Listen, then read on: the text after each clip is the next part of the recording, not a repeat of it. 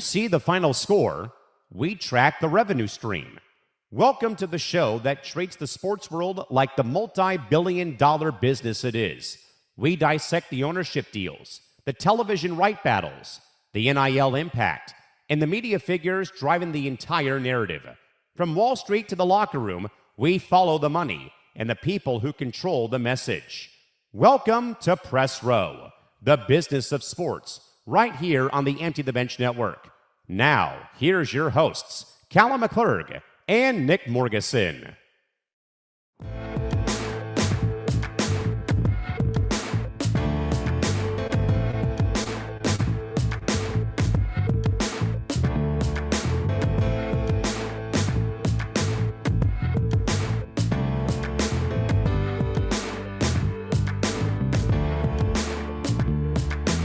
Hello, my friends. Happy Wednesday in the middle of the workday on a gloomy, freezing cold and rainy and whatnot here in Southern California with snow back east. But it's another episode of Press Row, your insider's guide to all things sports business and sports media. With me here till 5 o'clock Eastern, 2 p.m. Pacific. He's Nick Morgeson from Plainview, New York. Callum McClurg here in San Diego, California on this beautiful, but yet, though, still freezing cold in both parts of the country on February 18th, 2026.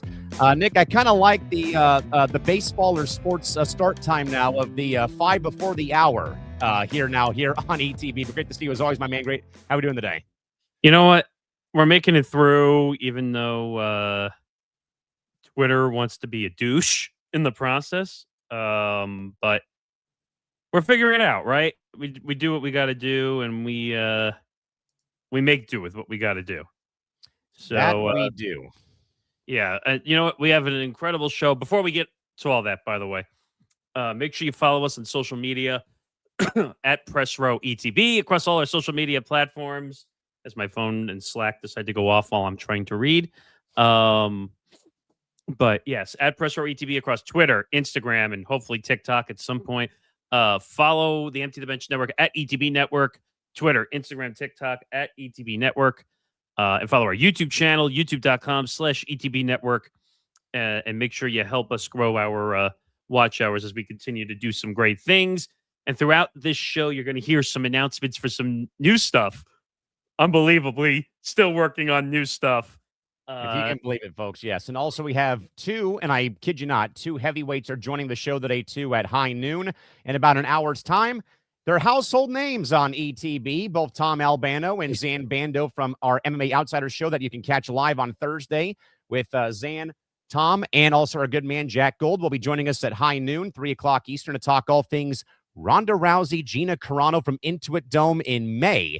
Coming up this upcoming May 16th. We'll have we'll have more about that, though, in hour number 2. We also, by the way, do encourage you, if you are joining us live, I know that we, again, have had to come on here 5 minutes early to, again, get all this Twitter stuff figured out, though. We've made it work, that was Nick said, though, with the brand new waiting screen and the intro transitions now. But if you are watching live, we here, though, at ETB are very much fan-driven, as much as you guys are, too, out there when it comes to content, when it comes to getting your thoughts out there, because, you know, a lot of times you'll fire off a tweet to Coward or somebody and they won't read it or they'll skip over it. But we want to be more, obviously, inclusive and interactive. So if you are watching live on either on YouTube or on Twitter, drop some comments. Again, they don't have to be pleasant. Just keep them within the lines, though. But if you do have any thoughts about the sports business or media world, again, fire away in the live chat box. We'll do our absolute best to get to them when time does allow, though, again, because as you folks probably know, though, Nick and I are going a million miles an hour here, getting through all these topics in 3 hours' time. But please don't be bashful. Don't be shy. Give us please say what's on your mind and say your piece. Yeah, even if you hate us, that's fine. You can, if you like us, hate us, or you're indifferent on us, fine. Well, we have thick skin in this business. Callan and I have been around this business a long time. Too damn long. But we have an incredible show. Who would have thought Major League Baseball would be leading the front this early in Press Row? Tony Clark officially resigns after an inappropriate relationship with his sister-in-law? Yeah. So we're going to talk a lot about that, how that affects the upcoming CBA negotiations. So we're gonna get into that. We're also going to talk about the NBA draft and tanking in the NBA, which you so loved doing on the new episode of MTGP, which comes out tomorrow. Yes. You've already heard. I've had a lot of thoughts about the tanking situation and the draft, and they're talking about getting rid of the draft and essentially making free agency out of the draft, which is going to be a complete effing nightmare if they do that. So we'll get into that. And then, as we said, Tom Albano and Zambando, MMA Outsiders Vertical, join us. We'll talk about the Ronda Rousey Gina Carano fight, which is kind of out of left field slightly. This fight, though, was supposed to happen back in 2014. It's been that long, 12 years. So there's an interesting story behind it, which includes a phone call from Dana White, apparently calling Gina Carano a bitch on the phone. And that led to all the negotiations breaking down for a potential super fight back in 2014. But better late than never, right? I mean, but of course, it's on Dana White's heavy rival, Jake Paul's MVP Promotions, who's now getting into the MMA business. I mean, he's doing a good job. You got to give him some credit because he's getting the fights. First MMA fight, though, at Intuit Dome in Los Angeles. It's a hexagon that they're fighting in, which is interesting. And it's the first MMA promotional aspect that they're taking part of. So we'll dive in on that one. The MLB war chest for the lockout as well. Which we even kind of speculated about what it might look like with our man Zambando late last night as we were prepping for the show. First of all, to me, I'll say to everybody, think of that as, are they implying that there's going to be a lockout if they're already building a war chest for the lockout? Just keep that in mind. Also, we'll get into Netflix piracy with podcasts because we all know how much we love Netflix podcasts right now. And of course, it wouldn't be a press row episode without WNBA lockout drama. Yeah, and we have a massive update to share in this massive update, and Natasha Cloud sounding off on social media again, but this time we have the video that we can play for you folks, we believe, on the air today. So a lot to get to over the next next few hours. And again, Tom Albano, Zambando, the Albano Bando Dynamite Tag Team. Good Lord, that'll be joining us at that sounds like a bad person at WWE. Yeah, but it actually sounds like a pretty damn good talk show on this network. It should be called Albano and Bando. That'd be great. You're right. Or that was like love alliteration. That was like back in the day, like Nick DiMartino and myself. They're like, oh, it's the Nick and Nick show, like the Mike and Mike in the morning show. I'm like, Nick at Night. Nick at Night. I used to watch Nick at Night when I was a kid. Who didn't? All right, Nick, let's get to the nitty gritty though. Again, obviously though, big story of the day. Again, Tom and myself talked about this on Tuesday afternoon, but in a massive shock to the baseball world, MLB PA Executive Director Tony Clark resigned his post on Tuesday. His departure comes amid an ongoing internal investigation that revealed an inappropriate relationship with his sister-in-law, whom he had hired to work for the union 3 years ago in 2023. While the scandal also hits, though, as a separate federal probe remains wide open regarding the union's finances and licensing revenue. Bruce Meyer becomes the frontrunner now to take over when the CBA does expire on December the 1st. When that does, in fact, run out, Nick, Tom, and I also even talked about potentially, I believe, Harry Marino might be the wild card in this whole thing, too. And, of course, the other big news, though, Nick, that broke, though, was that, this was about, like money going to a UPS P.O. box at some, UPS or post office store in Florida for this Players' Way camps and showcases, that the money wasn't going to where it was supposed to be.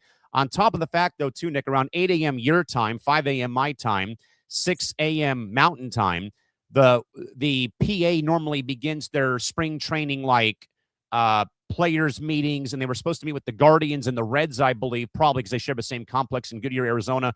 The meeting was abruptly canceled, and a lot of players, Nick, from Marcus Semien, Jamison Tyone, all talked to ESPN.com's Jeff Passan. I believe Semien called it like it was very much out of left field, like no one had any hint of danger coming here. But, of course, Nick, here's the burning question, though, for the opening segment. With Tony Clark out just months before a likely lockout, has the MLBPA's solidarity been permanently compromised at the worst possible time for the players as of Tuesday? Would you say this is like unfortunate timing right now for the MLBPA? I mean, I always say timing is everything, and timing is everything here with where we're at with the game of baseball. I don't know where to start because one, this came out of left field like an asteroid hitting planet Earth, which hopefully it never does. But we hear the news that Tony Clark is having an inappropriate relationship with his sister-in-law, who was hired by the MLBPA. First of all, why was he allowed to hire his sister-in-law? Yeah, why is that not a conflict of interest? Well, of course it's a conflict of interest. It doesn't matter if or when or what job. Yeah, so why is baseball and why is the PAs turning their nose up at it and sweeping it underneath the rug? Well, why is it first coming out now? Why does it come out now exactly? Because I think what did they say? It was in 23 she was hired? Yeah, 3 years ago. 3 years ago. So this got swept under the rug for almost 3 years? Like, give or take 3 years. Where's Rob Manfred? I mean, I guess it's the Players Association, so he technically doesn't have stranglehold. Doesn't really have his hand in the cookie jar with the Players Association. Well, that's already been going on since he's been commissioner. Like, no one likes Commissioner Manfred, but this is a problem for the MLBPA because how do you recover from a situation where your leader was, unfaithful? I guess is the way to put it. I don't know, Nick, how they recover. I mean, literally the day that they were going to have the first meetings with the Guardians and the Reds. Now, I'm only saying Guardians and Reds because both teams, and this is a big thing in Arizona for spring training, a lot of teams share complexes because there's just not enough room in Arizona to have everybody that goes there to have their own facility, not like Florida, where teams like the Yankees and the Red Sox and Phillies have their own spots. But the abrupt cancellation was one thing. But then, Nick, though, as the day goes on, though, and then when Tom and I finally hit the air at like 5 after 2 o'clock Pacific time yesterday to talk about the thing for 20 minutes across all of our platforms, more news had come out regarding the relationship. Tom and I talked about the fact of, the Players Way initiative, though, where, again, the money was being funneled to a P.O. box at some post, like a Kinko's or a FedEx store, somewhere in suburban Florida in some strip mall. And the timing here, though, Nick, is absolutely, it feels like for me a death sentence for the Players Association, because now I even told Tom yesterday, what now do you have to do? And I even said, do you have to call a emergency meeting of the Players Subcommittee, go out to some fancy schmancy steakhouse, on Tuesday night, order a boatload of wine and beer to, lick your wounds. But then you all have to put your heads together and say, what now do we do? Because in a way you got blindsided by Tony Clark resigning on Tuesday morning. But there's not much you can do because now you have a issue of integrity going on now currently. And I don't know how you fix this because Tony Clark for years had the reputation of being a player's player. Like everyone liked Tony. The fact, though, too, that Tony Clark became, I believe, first player to become the head of the Players Association because he played 13 years for 6 teams. Yeah.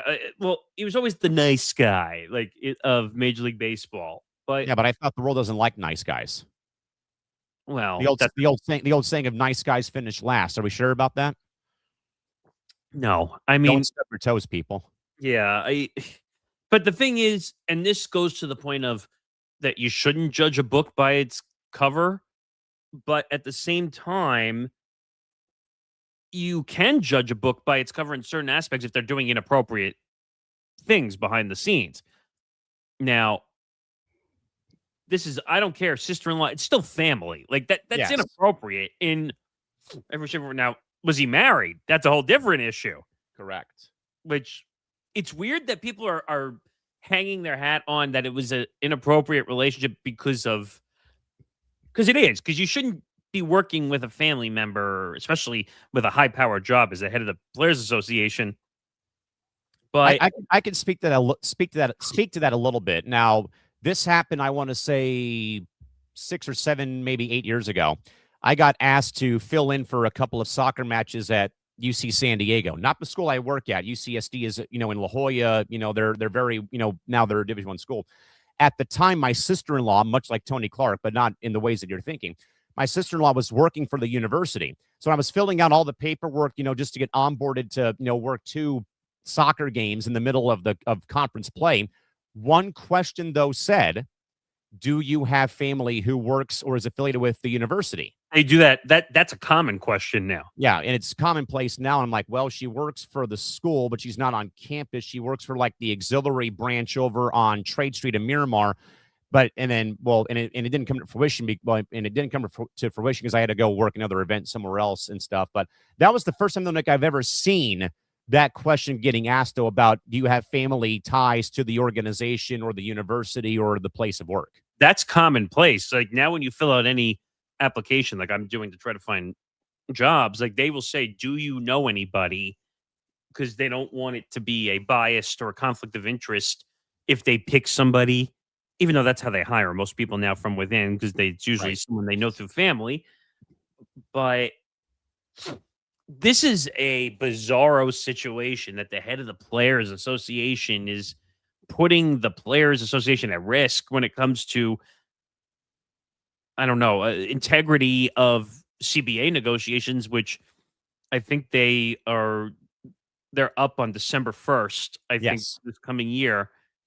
And you're already going through a fight. Now you don't have a leader. And then we're hearing, and I want to try to find that that video also from the one I shared with you with Evan Roberts from WFA. Oh, Evan Roberts saying he would want either Donald Fair, who we all know botched the NHL lockout in 2004, 2005, and then Scott Boras to become the PA leader. Give me a break, man. I don't know what his prerogative was there. First of all, Scott Boras would be a terrible head of the Players Association. I mean, away from him being like one of the best agents out there, he's also not the sharpest tool in the shed when it comes to basic knowledge of how the sport works. As we heard from him last week regarding the whole TV issues. But listen to this, because this is hilarious. Take a listen to what Evan Roberts had to say. I have two names that jump out at me. And if either one of these two names that jump out at me occur, you're going to see no baseball for like 2 years because they will fight a holy war against the owners and this commissioner. Go ahead. Number one, go back. Call up Donald Fear. I know he's a little older now, and say, hey, Don, it's been a while, but how old is he now? I think he was born in 48. So what does that mean? 70, 80? Yeah. Something like that? 7 years old. He's not that old. I mean, he's younger than the president. He can do it. And Sean will be reminded of this. Don Fear also ran the NHLPA. Yeah. Yep. And had that lockout or strike. Yes, the lockout. Thank you. But Donald Fear is the old hat. He's the one you say, you know what? We're about to go to war. Let's bring in the old legend. Hold on. Jesus. Why would you want a set? And I'm not age discriminating here, so let me be careful when I say this. But what, a 77-year-old guy you're going to send into the battlefront? Or forget the age for a second. Why bring in a guy who already has lockout blood on his hands to further ruin baseball? Wasn't he part of an MLB and NHL lockout? Notably the NHL lockout, because it cost the NHL the full 04-05 season and may have in a way tanked the league a little bit. Yeah, but Fear was part of the MLB lockout negotiations, if I remember. I think he was in 94, yes. Let's bring in Robert E. Lee. Let's bring in Stonewall Jackson. Oh, he's 77. He still got it. You want to win a holy war? Scott Boras.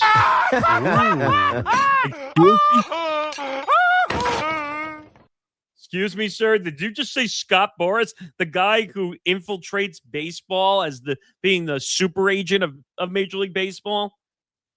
I mean, this guy doesn't give two shits about Major League Baseball. He cares about money. Yeah, I mean, oh my goodness. Those are two terrible options. I mean, as one of the only... He may have to divest himself from all his clients. Oh, he would. There's no way he would do that. Yeah, no way he'd do it from the finances. Way. Not given he's making $80 million a year. But you know what? If Scott's at the end of the road, this could be his final. You know what? He's 73. I don't know. Maybe he's not at the end of the road. Maybe he doesn't want to do it anymore. So those are my two outside the box ideas. I mean, are you serious? And they both can stay in the box. Donald Fear would be a mistake. One, because he's probably out of touch because of how things have changed and how labor negotiating has changed in the last. And track record has got to be 1B. I'm sorry, but track record has to have something there too between the 94 strike and then the NHL losing the whole 04-05 season. Right. I agree. But strike one, strike two. I don't know how I feel about Donald Fear. Both of them are terrible ideas. Scott Boras would destroy baseball because his prerogative would be to hold MLB hostage until they get the money. I mean, we heard from Scott Boras last week Yes, on we did. from Foul Territory, and he thinks that MLB's TV rights are better than the NFL's when Yeah, it which comes to is certain bogus. things, which is ridiculous. No one beats the NFL. And Yeah, everyone, even I know that. Like that take was beyond bogus. Like, dude, come on, you're not fooling anybody here, dude. dude, the MLB territorial issues right now we're having with localities when it comes Yes, to the they're terrible. RSNs. It is a shit show when it It's comes awful. to. So for him to say that the rights are worth $20 billion, Now, like, please. who The are NBA's you- making what? Well, I mean, what? Well, the NBA's at what, 77.5 billion? yeah, but who are you fooling though, Scott? Like, I mean, do you Scott- think that do you think all of us baseball fans are that flipping stupid there, Scott Boras? Come on now, dude. Be better. Scott, stick to what you do best and be an agent. Like, get your players all the money. You're very good at it. I'm not taking that away from you. You are a great agent. You've gotten your players hundreds upon hundreds of millions of dollars. But please, I beg you, please don't cross into the MLBPA. We may not see baseball for 10 years at that rate. Yeah. Because we can't I agree. agree. Because, can you imagine like him trying to negotiate labor peace with the owners? And there's already, and that clip was right, by the way, that he would have to divest. He wouldn't be able to be an agent anymore. Because talk about conflict of interest. Being an agent as the head of the PA. I mean, if either of those guys get hired, Get all the failure. The only thing Evan Roberts said right in that whole clip was that we might end up in a 2-year lockout. I agree. Especially if Scott Boras is in charge of the PA. Like, So Nick, if I can, let me go back and revisit a question I asked Tom before we move on here and talk all things NBA here in about 3 minutes. okay. And I know that we talked a bit about this last night, prepping for the show alongside Zan, who we'll have on the air at roughly in about 40 minutes with Tom Albano, who's they're both joining us to talk all things MMA. As a baseball fan like you and I are, obviously the Yankees are the Yankees, the Padres, we'll talk about them in a little bit about A.J. Preller getting the extension while the Padres are for sale right now. But as a lifelong baseball fan as you are, and much as I am, how do you, as a fan, from your perspective, just from your thoughts right now with the Yanks, and as a fan of the game and the product, how do you right now feel about supporting a 2026 season? Do you go to Yankee Stadium? Do you continue the chase for 30? Do you still watch the games on TV or on radio? Or do you kind of, in a way, choose not to support the Yanks in the season this year?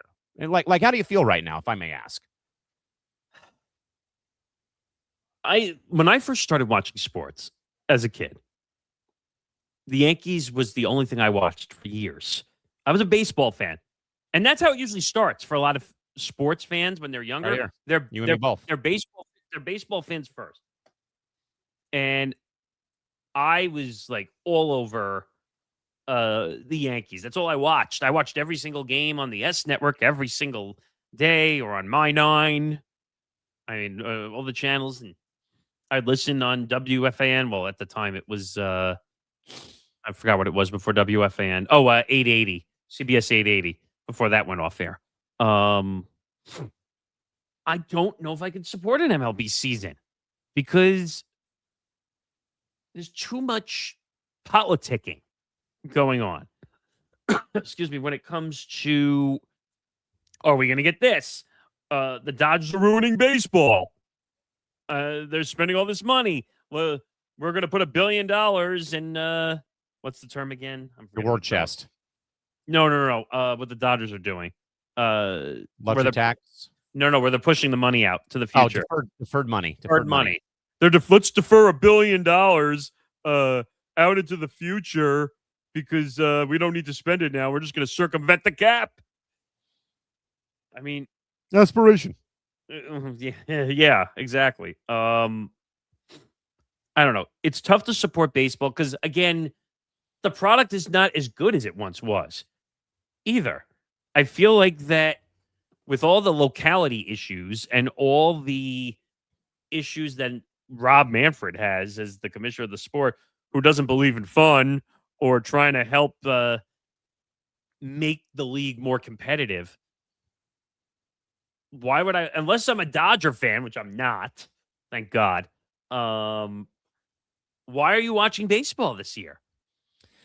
I'm very much torn. Obviously, people know the San Diego situation of the Chargers being gone. There's been nothing really sports-wise on the Big Four, Big Five to hang your hat on. Obviously, the NWSL's come here, MLS has come here. That's that in a way has helped fill certain days when the Padres would be on the road. For example, I'd go watch soccer as I'm doing on Saturday when SDFC takes on Montreal for their home opener for season 2. But I'm very torn. As you know, I grew up around the 98 Padres, the 96 Padres, and obviously in my lifetime, this has been the most successful era of franchise history, as I'll talk more about with the Preller news later in the show. But I'm very torn, because the vibe around downtown San Diego when the Padres are in season is second to none. Monday through Thursday games are sold out. Is it because they have giveaway nights, or is it because the team's good on the field? It's a combination of both. And it never was that way. There were nights I'd go to games for like $10 and the team would be barely half full, and now they become a destination for, people in town, and people now wear Padre gear more than they wear Charger lightning bolts around town, as I've written on Substack and talked about on here. But I'm very much torn though about you still want to go and be with your friends, watch the teams play. But also it's like, well, that's cool and all, but what's going to happen, though, when the year's over, when the Dodgers maybe have that trophy in their hands for a third consecutive season, and we do, in fact, go into a lockout for a year or two, and maybe it's one of our phony baloney ideas we'll talk about later in the show that we're going to probably launch here on ETB, is that it's very much a tug of war. Like, I want to go support the fellas, support the team, support the city and stuff, but it's also like, but I also don't want to support, owners and Manfred and all that sort of stuff right now. So it's very much like a 50-50 tug of war right now, if you ask me, honestly. Again, the product is not entertaining enough to watch for 162 games. That's the issue we're running into. If you could get it down to 100, maybe we'd have a different discussion. 100 games. Oh, but we're the owners and we can't afford to lose 60 plus games. Well, maybe if the product wasn't a piece of shit. Yeah. And you cared about branding. Rob doesn't care about branding. This goes all the way back to when he basically offended Shohei Ohtani, who was on the MLB The Show video game cover. And I think Tom mentioned it on the video, or you might have, about the comment that Rob has made about the World Series trophy being a piece of tin. Yeah, 2017. Which was the dumbest comment of all time that he ever made. For any commissioner to say. That led to arrows being put in the back of Rob Manfred. And Rob has talked about realignment of divisions, which, you want to put the Yankees, the Mets, the Red Sox, and the Phillies in one division? Come on, man. Come on, the Padres, Anaheim, LA, and Arizona? Huh? Come on, man. Just stop messing with it. Just stop messing with it and make it a better product. Rob doesn't care about a better product. He cares about the bottom line, which every commissioner should. Exactly. But you got to make it more what's the word I'm looking for? More enticing to watch.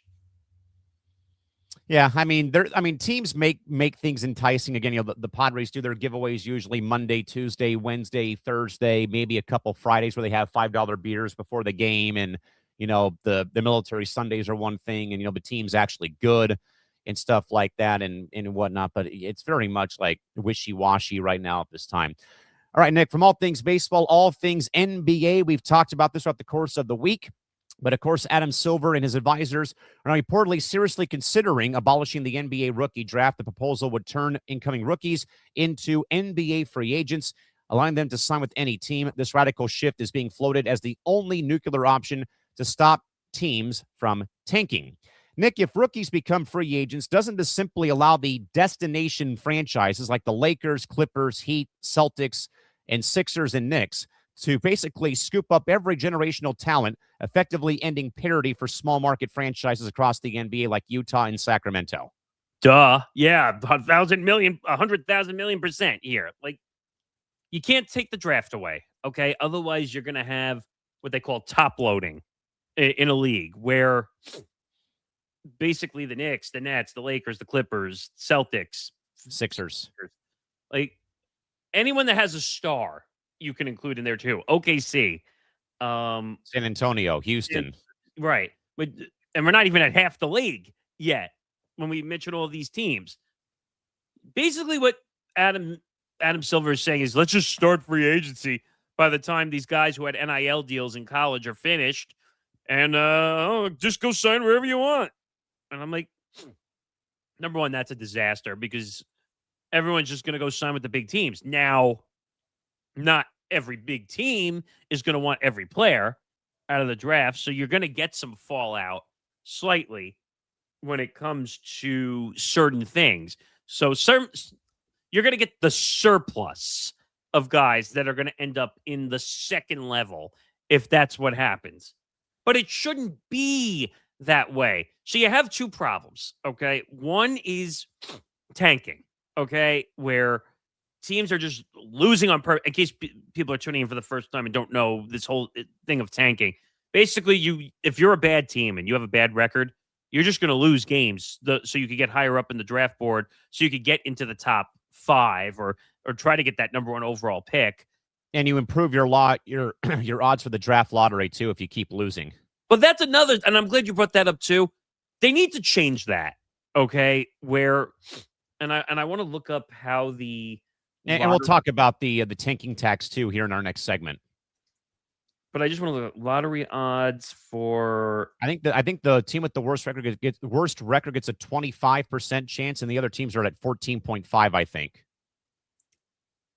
Let's see. Okay, here we go. So team odds for the number 1 overall pick.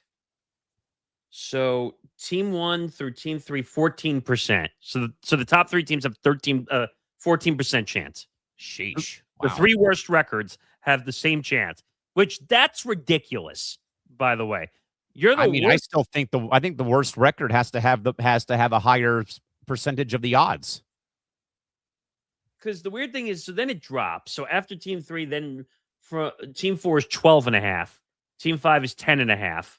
So it keeps going down by 2.5% after the top 3 teams with the worst records.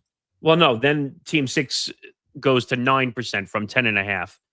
The 7.5. So about 1 to 2.5% change in percentages. Right. But the thing is, I feel like after the top 10, should they really have any percentage at all to determine to get the number? No, but didn't Dallas have like a 0.6% chance to win the lottery? And they won it? No, you're proving my point. They shouldn't have it. Like, it should be they should cut it off at some point for the number 1 overall pick. So basically it should be what the top 5 teams maybe are the only teams in the lottery and not all the teams who missed the postseason? Yeah, because how is that fair that if team 6 through team 14 get the number 1 overall pick? Practically all those teams minus team 10 through 14 could have snuck into the playoffs. Those are probably bubble teams. Right. With the new playoff format. But yeah, the SoFi play-in tournament. So teams 10 through 14 could have technically been on the bubble. How is that fair compared to the top 5 teams, which are the shittiest teams in the NBA? Nick, and you'll hear this, folks, on MTGP on Thursday. I filled in for Johnny Montalbano this week with Nick DiMartino. You'll be able to catch it on Thursday in audio form and with the YouTube video form.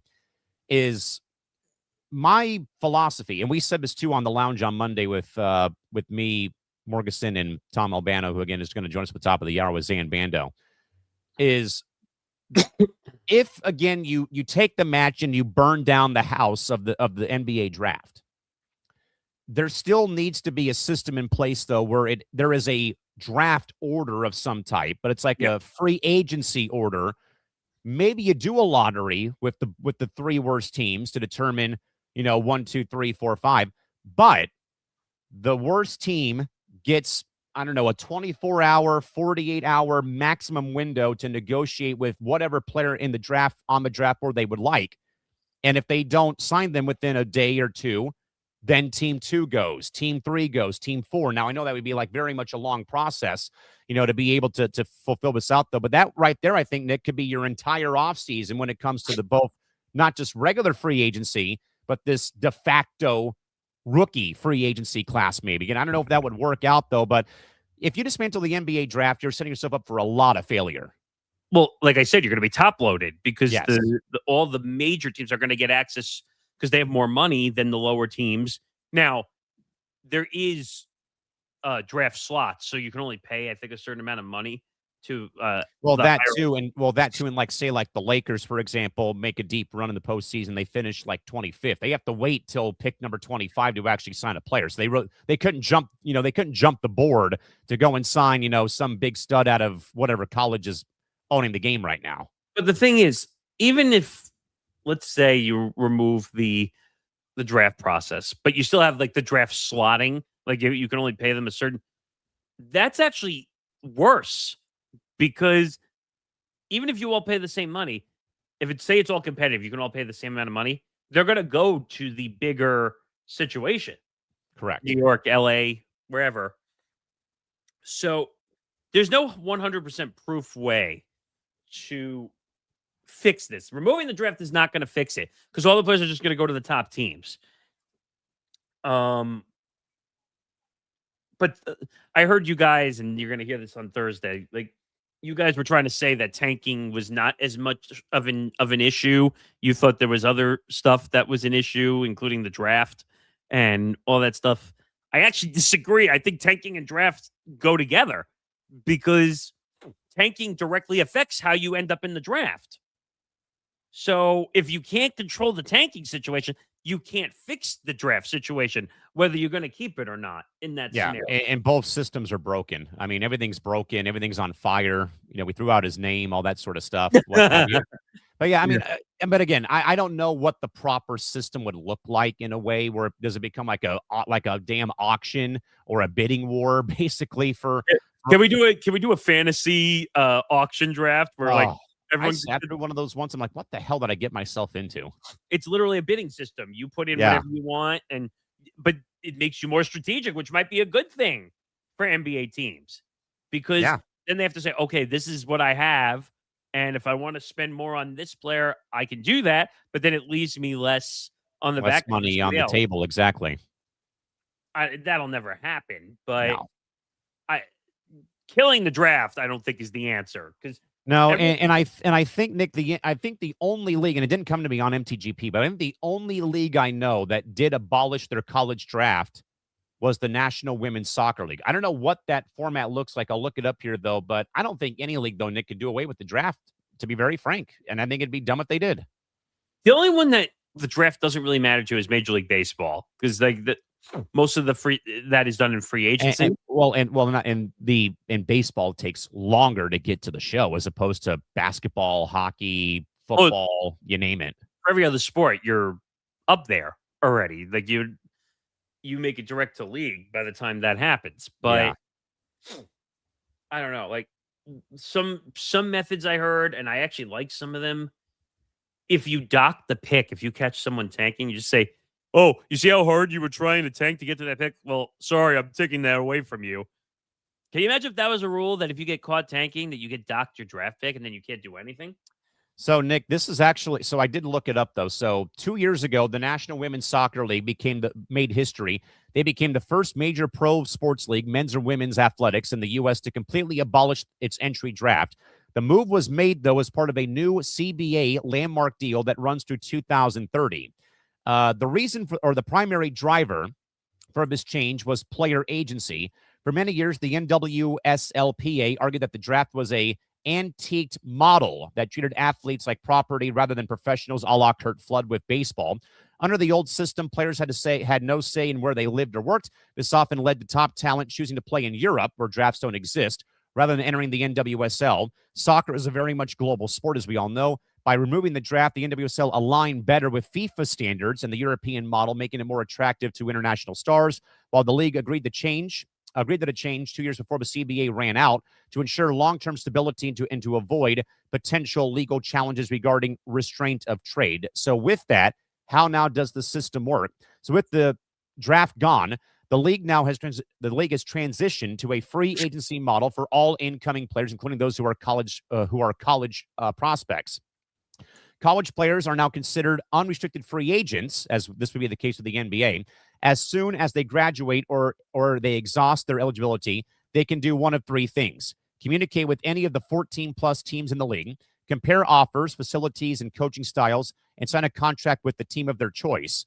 More importantly, instead of waiting for a draft clock, teams now have to actively recruit players. Much like the college recruitment process, teams must sell themselves to top prospects, creating a bidding war environment where teams compete on more than just salary, offering better training environments, housing, and also pathways to development.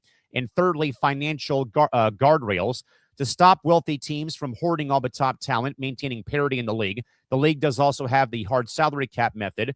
It is set to go up to $3.3 million last season and up to $5 million by 2030. And minimum salary will be doubled to nearly $82,000 within the next 4 seasons. And finally, the new system introduced also has additional rights that fundamentally changed how rosters are built. With no trades without consent, a player cannot be dealt to another team without their explicit permission to do so. And now all contracts are guaranteed, providing that players with giving players financial security, even if they do face long-term or short-term injuries. Your thoughts?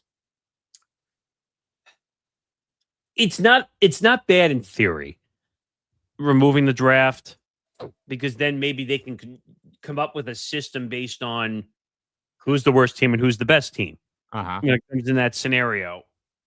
But again, removing a draft removes structure for, the worst team needs help so that they can get back up to the top, because they've been miserable, some of these franchises, for decades. Right. Like, for example, in the NBA, the Sacramento Kings have been one of the laughing stocks of the NBA. The Wizards have been one of the laughing stocks. And I was going to say, Nick and I talked about the Wizards on the program on Thursday, about them being poorly run for like 50 years. That's why I brought it up. But yes, the Wizards have been a joke since John Wall was drafted in that franchise. Now they've been a joke since they went from the Bullets to the Wizards, and they last won the championship in '78 with Elvin Hayes. But everyone's like, "Oh, well, John Wall's going to come in and blah blah blah." By the way, they tanked to get John Wall. Let's call a spade a spade. You'd say the same thing for the Bulls when they tanked for Derrick Rose, which ended up being a disaster. Trust the process 76ers. Oh, God. I mean, between Joel Embiid and now he refuses to play back-to-back games anymore. But you know what? The draft system is broken. The tanking system is affecting that, because you're having issues like you talked about, even though he said the wrong network. But you got NBC and Prime paying all this money, and all these guys aren't playing. But I don't agree with him from the standpoint of that we shouldn't be worrying about load management. Like that's another one. Like, if you really want to get into the nitty-gritty of NBA issues, load management is really 1A, 1B with tanking. Like, and we talked about this before, but the reason we're in this tanking, in this nonsense mess that's affecting the draft, is because you had Kawhi and Tony Parker and Tim Duncan sitting out of a national game. Manu Ginobili. So the big four were sitting out of a game after a long road trip.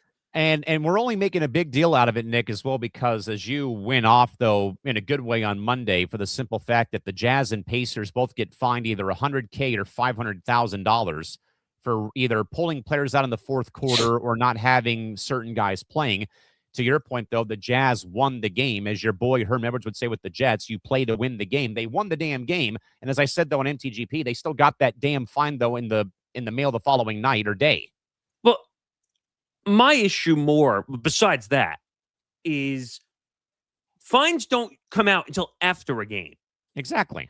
So think about the timing of that from the standpoint of, okay, I sat my starters, blah, blah, blah, blah, blah, blah, blah. It's about as useless, Nick, as the last 2-minute report.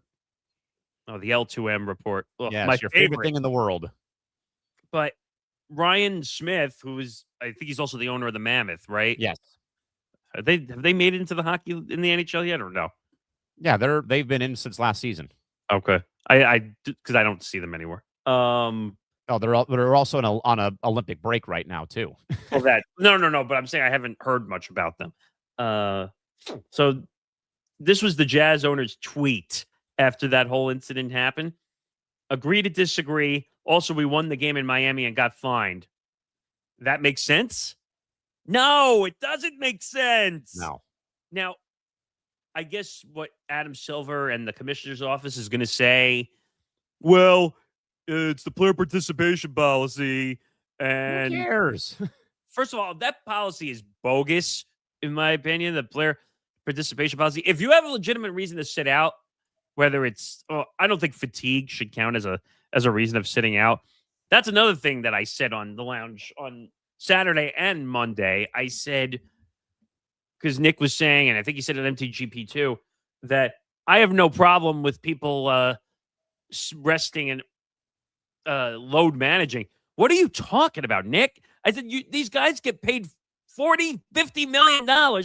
You're charging people for tickets and parking and food and all these concessions, and you're okay with them sitting on the bench and not playing?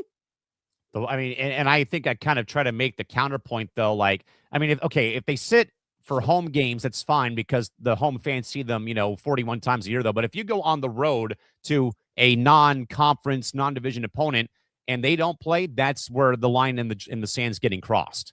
But I still think it could be bad at home games. Say someone's traveling internationally and they want to check out a game for the first time, which that does happen.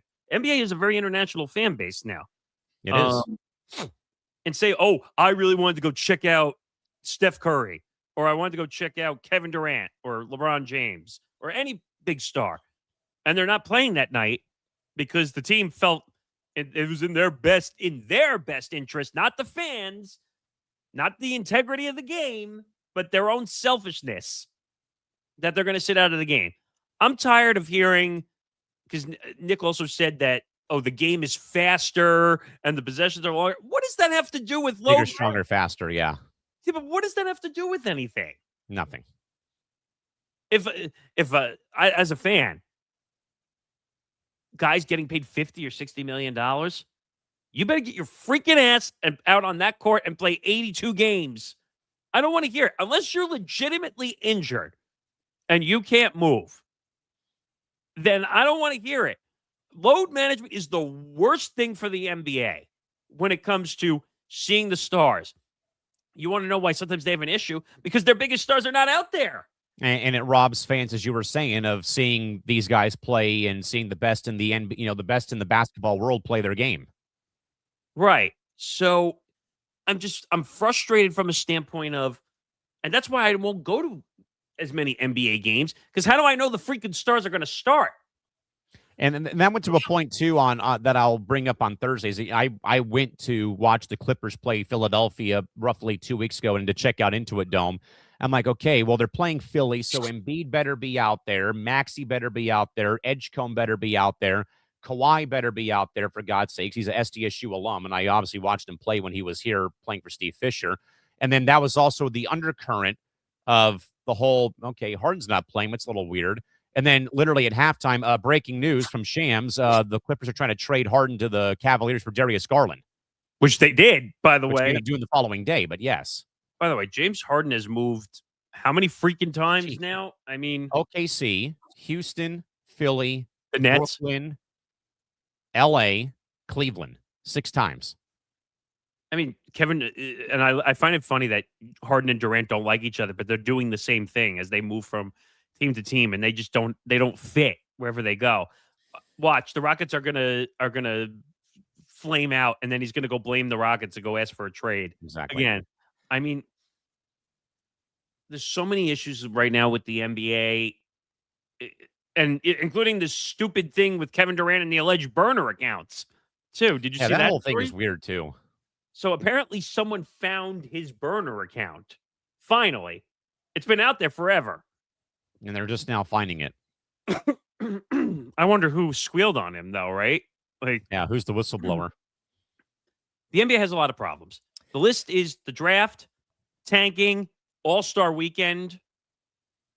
I don't know, but tank. That's a good name for it, actually. Well, I mean, this is also a segue. Again, we'll have Zan and we hope to have Tom Albano join us too in about 10 minutes here on PR.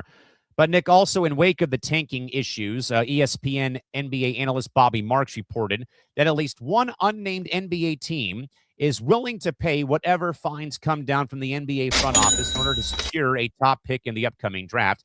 These teams reportedly view the millions in fines as a luxury tax for a potential franchise-altering prospect that could help their team turn a corner. But, Nick, if teams are viewing the NBA discipline as another line item on the budget or a slap on the wrist, is the Adam Silver anti-tanking system officially now losing its teeth in steam? Well, I'm trying to find the tweet that Mark Cuban put out, by the way, because he's in favor of tanking, by the way, which I find bizarro in a lot of ways. I'm trying to see if I can find here. He said, I've paid more in tanking fines, 1.2 million, than the rest of the NBA combined. How do you know what's tanking, though? That's the problem. Then that went to DMart's point that you'll hear on MTGP on Thursday. Like, how do we, though, sit here as, sports podcast hosts, 18 years in the industry, Nick and his 8+ years in the industry, 10+ years in the industry. How do we, though, as basketball fans, define tanking? There's no clear definition in the dictionary. I'm sorry. So Mark Cuban wrote a few tweets, and he wrote why the NBA should embrace tanking. The NBA has been misguided thinking that fans want to see their teams compete every night with a chance to win. It's never been that way. When I got into the NBA, they thought they were in the basketball business. They aren't. They are in the business of creating experience for fans. You can remember the score from the last game they saw or went to. They can't remember the dunks or shots. What they remember is who they were with, their family, friends, a date, etc. That's what makes the difference special. Fans know their team can't win every game. They know only one team can win a ring. What fan that cares about their team's record want is hope. Hope they will get better and have a chance to compete for the playoffs and then maybe a ring. The one way to get closer to that is via the draft and trades and cap room. You have a better chance of improving via all three when you tank. We didn't tank often, only a few times over 23 years. But when we did, our fans appreciated it, and it got us to where we could improve, trade up to get Luka and improve our team. The NBA should worry more about fan experience than tanking. It should worry more about pricing fans out of games than tanking. You know who cares the least about tanking? A parent who can't afford to bring their 3 kids to a game and buy their kids a jersey of their favorite player. Tanking isn't the issue. Affordability and quality of the game presentation are. And I went to that NBA game for $25 at Intuit Dome. See, I don't agree with that full statement he made. Like, I know what he means. He's saying that you're basically doing it for the business of sports, that sometimes you just have to be bad to rebuild to be good. But that's the whole rebuilding theory we talk about in sports, where... My main thing, though, Nick, is who the heck told Bobby Marks that they're willing to pay the fine? That's more of my thing, is that who out here is blatantly admitting it like Cuban did on Twitter? Well, that's what I said to you a couple nights ago. I said, and first of all, you notice the source is not coming out because they probably said that in confidence. Don't repeat my name or my source.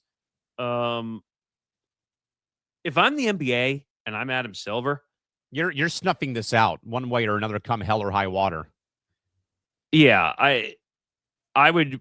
First of all, I would find out who said it, why they said it, what's the motive or the prerogative behind it, and say, look, if you do it again, we're not allowing you to have any draft picks in the next draft. I would go that harsh on whoever made that call. But for Mark to, first of all, we all know Cuban's going to get fined for this, probably, now that he's admitted that he's tanked. But I guess what he means is he's already admitted that he's been fined $1.2 million. So Right. they might not fine him again, but it looks bad for the NBA. And that goes back to the point of what that unnamed GM said to Bobby Marks, that they're willing to pay the fines and they don't give two shits whether what the money is, because they're going to get that top guy and make that money back probably anyway. Correct. So I don't know what the answer is. And a lot of people went after Cuban on Twitter, and I mean, how am I not surprised? I mean, the grass is green, But you sky's know blue, what? water's wet. But you know what, though? I give him a lot of credit because he was He responding back. admitted it. He put No, his but he- name on it. But he responded back and gave some logical reasoning to some of it. And he also wrote, a team is only going to tank if they aren't very good to begin with. The players that are on the court are going to play harder because they have the most to prove and want to earn a contract. He's not wrong about that. Yeah, and that kind of went to a DMARC point that, players and coaches can't afford to tank because they're auditioning for a new role somewhere else, maybe with a different organization. The difference is Mark is a very smart numbers guy when it comes to the business. He knows the NBA. He's not just a business guy. He knows the ins and outs of understanding statistics and all this stuff. So he's a much more prepared NBA owner than most are. Most of the owners, like, I wonder if they even give two craps about basketball when it comes to running the team. Yeah, and that's my concern a lot, though, in sports, Nick, is a lot of them, and that kind of in a way goes to like my own thoughts about the Padres. We'll talk about them a bit later in hour 2 of the program about the AJ Preller extension while the Padres are currently for sale. That was kind of been my concern, though, a little bit with any team that gets sold, is the new person in charge going to actually put their time, effort, energy, blood, sweat, and tears to make the team better? Or is it just simply a damn tax write-off come April 15th on tax day? Well, why do you think they put things into 10 million different LLC accounts? Because they want to get as many tax breaks as they possibly can as an owner of an NBA franchise. I mean, heck, look what we're talking about in the time of aspiration with the Right. Clippers.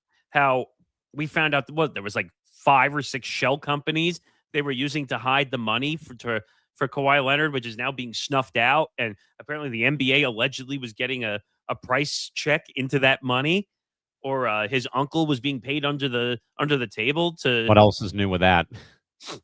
So I do agree with one part where he said the fans are priced out They are. in some aspect. Now, the tickets you're finding, that's a different scenario where you're looking. I don't know where you look to buy tickets usually. I got them through the Intuit Dome app and through Ticketmaster for that game I went to. Some of these games, like the tickets are outrageous. Like I'm gonna When go I- check and I'm gonna go check and see what they look like for the upcoming week. But like I've gone to the Barclays Center, I've gone to Madison Square Garden, 2 of the biggest meccas in the NBA. The prices are $100 to $200 a seat. Like- So by the way, for one ticket for tomorrow's Clippers game at Intuit Dome versus Denver, upper level section 4, row 12, $41.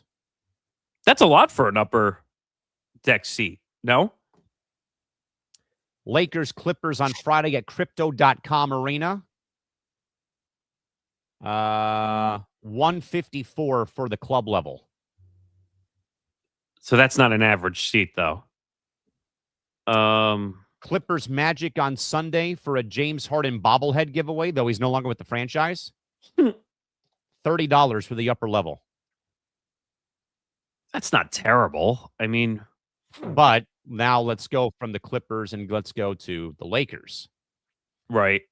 So Sunday, the Lakers play the Celtics at 3:30 Pacific time at Crypto. For one ticket in the upper level, it'll cost you $164 for one ticket. That's ridiculous. That's insane. Yeah, and the game that I'm looking at going to with a couple of friends on Tuesday versus Orlando for 2 tickets, because I need to get one for my friend, obviously. For 2 tickets, though, $87 a piece. It's a lot. The average person can't afford tickets to go to a game. To park at the game, it's $45. That's the issue. You want to talk about issues with tickets? It cost me $45 to park at Intuit Dome for that game against Philadelphia. It costs you an Parking arm. was more than the ticket. it costs you an arm and a leg and a torso to park Yes. at a game. And your left arm and left rib cage. Yes. So again, how do you fix tanking? I have no idea. I don't know how you fix this. And I give credit to Mark Cuban for admitting that he got fined $1.2 million for being caught tanking. By the way, those rumors were proven false, by the way, that the Adelson ownership was supposedly selling because of the casino issues in Texas. But I'll believe. I think something's going to happen there. I'll believe that when I see it. With that in mind, though, Nick, hour 2, time to welcome on a couple of hard-hitting guests to the program. That is correct, folks. We are staying in-house today for our interview guestees today. Tom Albano, Zan Bando are now joining us here from our ever-popular MMA show called the MMA Outsiders here on ETB. Mr. Bando, Mr. Albano, the Albano and Bando tag team is in the house. Gentlemen, good to see you. How are we doing today? Hey, guys. All right. How are you? So, obviously, the massive fight out of the blue, unless you knew something about it that we didn't know. This came way out of the blue. And obviously, the fight we're talking about is Rousey and Carano, which was announced for Netflix. I think we need to start the timeline back to 2014 because this was supposed to be a super fight back in 2014, and one phone call from Dana White using a certain word to Gina Carano ended the contract negotiations. So, guys, why don't you start there and kind of talk that timeline, because I think that's important. I think we're missing something else here. Actually, the timeline doesn't even go back to 2014. It goes back to 2009. I can see. It was around 2000, late 2008, early 2009. Elite XC had just fallen. That was the promotion where Kimbo Slice first earned his name after the street fight fixing allegations, and that whole promotion falls. Gina Carano was a very notable name in that promotion. And she is given basically a choice to either go to Strikeforce, because Scott Coker's just said putting up Strikeforce, and do a super fight with Chris Cyborg. There is, as Ariel Helwani mentioned a couple of days ago, there was another offer on that table, and that was for Gina Carano to not join the UFC, but join a promotion called World Extreme Cage Fighting. And for those who are not familiar with World Extreme Cage Fighting, it was a promotion during the early 2000s, mid to late 2000s, early 2010s. Zuffa ended up buying it, and for a time, they were run as two separate promotions. And that promotion, after Zuffa's purchase, was more focused on, I guess it would be experimental things for the UFC, more lighter weight classes like lightweight, featherweight, bantamweight, flyweight. There was an offer on the table for Gina Carano to join that promotion and to do the women's MMA experiment, predecessor, if you will, to the UFC within the WEC.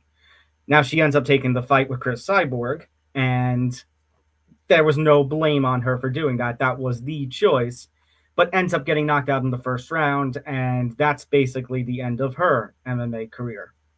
2014, at that point, Ronda Rousey has become a household name. At that point, Ronda Rousey has become the superstar that she was known to be.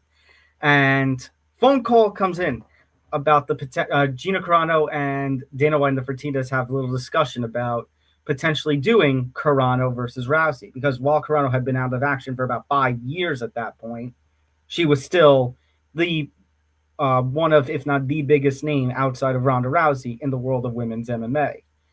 Negotiations are getting to a point, and then, as you mentioned, Nick, it was a text message that was sent to Gina Carano's phone, because Gina Carano and her team had asked for some time. It seemed like Dana White wanted to get the fight ASAP. Carano wanted a full fight camp, get a team together, get a full training camp with preparations together, and to do the fight 5-6 months down the line. Well, then the text message gets sent, where the text message implied that Gina Carano was being a B word in terms of the trying to get the fight to work. Gina actually responded to it and was like, I think you sent this to the wrong person. And Dana was like, no.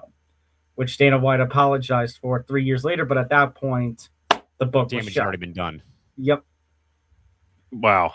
Zan, I guess I'll ask you on this front. So I feel like Dana has foot and mouth syndrome, as Tom and I used to like to talk about all the time. How would you have seen the timeline differently if that had not happened that way compared to now?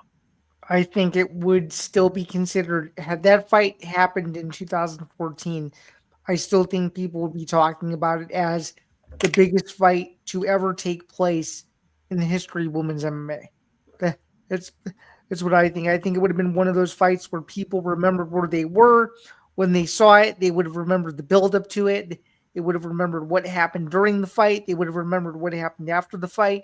And we probably would be sitting here today talking about, oh, that was a great rivalry. They fought a couple times, and it kind of started their trajectory of their eventual legacies. Well, what ended up happening was Ronda ended up becoming the UFC Women's Bantamweight Champion and the most successful champion to that point at the time, because she basically kickstarted the division and didn't really have a true rival until, unfortunately, she lost her first fight in her eventual second fight, and then no one ever heard from her again.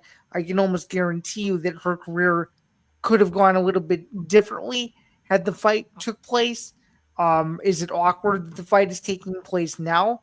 Yeah, and I discussed this more on Banda's Breakdowns, which is coming out later this week. That I think that I think there's some underlying fishiness here going on a little bit. I'm obviously excited to see how the fight plays out, but there's so many questions going into it that I'm almost concerned that the fight even happens or not. So we'll see sort of how it transpires, but it's clear that Netflix is putting out all the stops. It's clear that they're trying to push this as much as they can. ESPN is already obviously involved in it with Ronda's Sports Center appearance yesterday.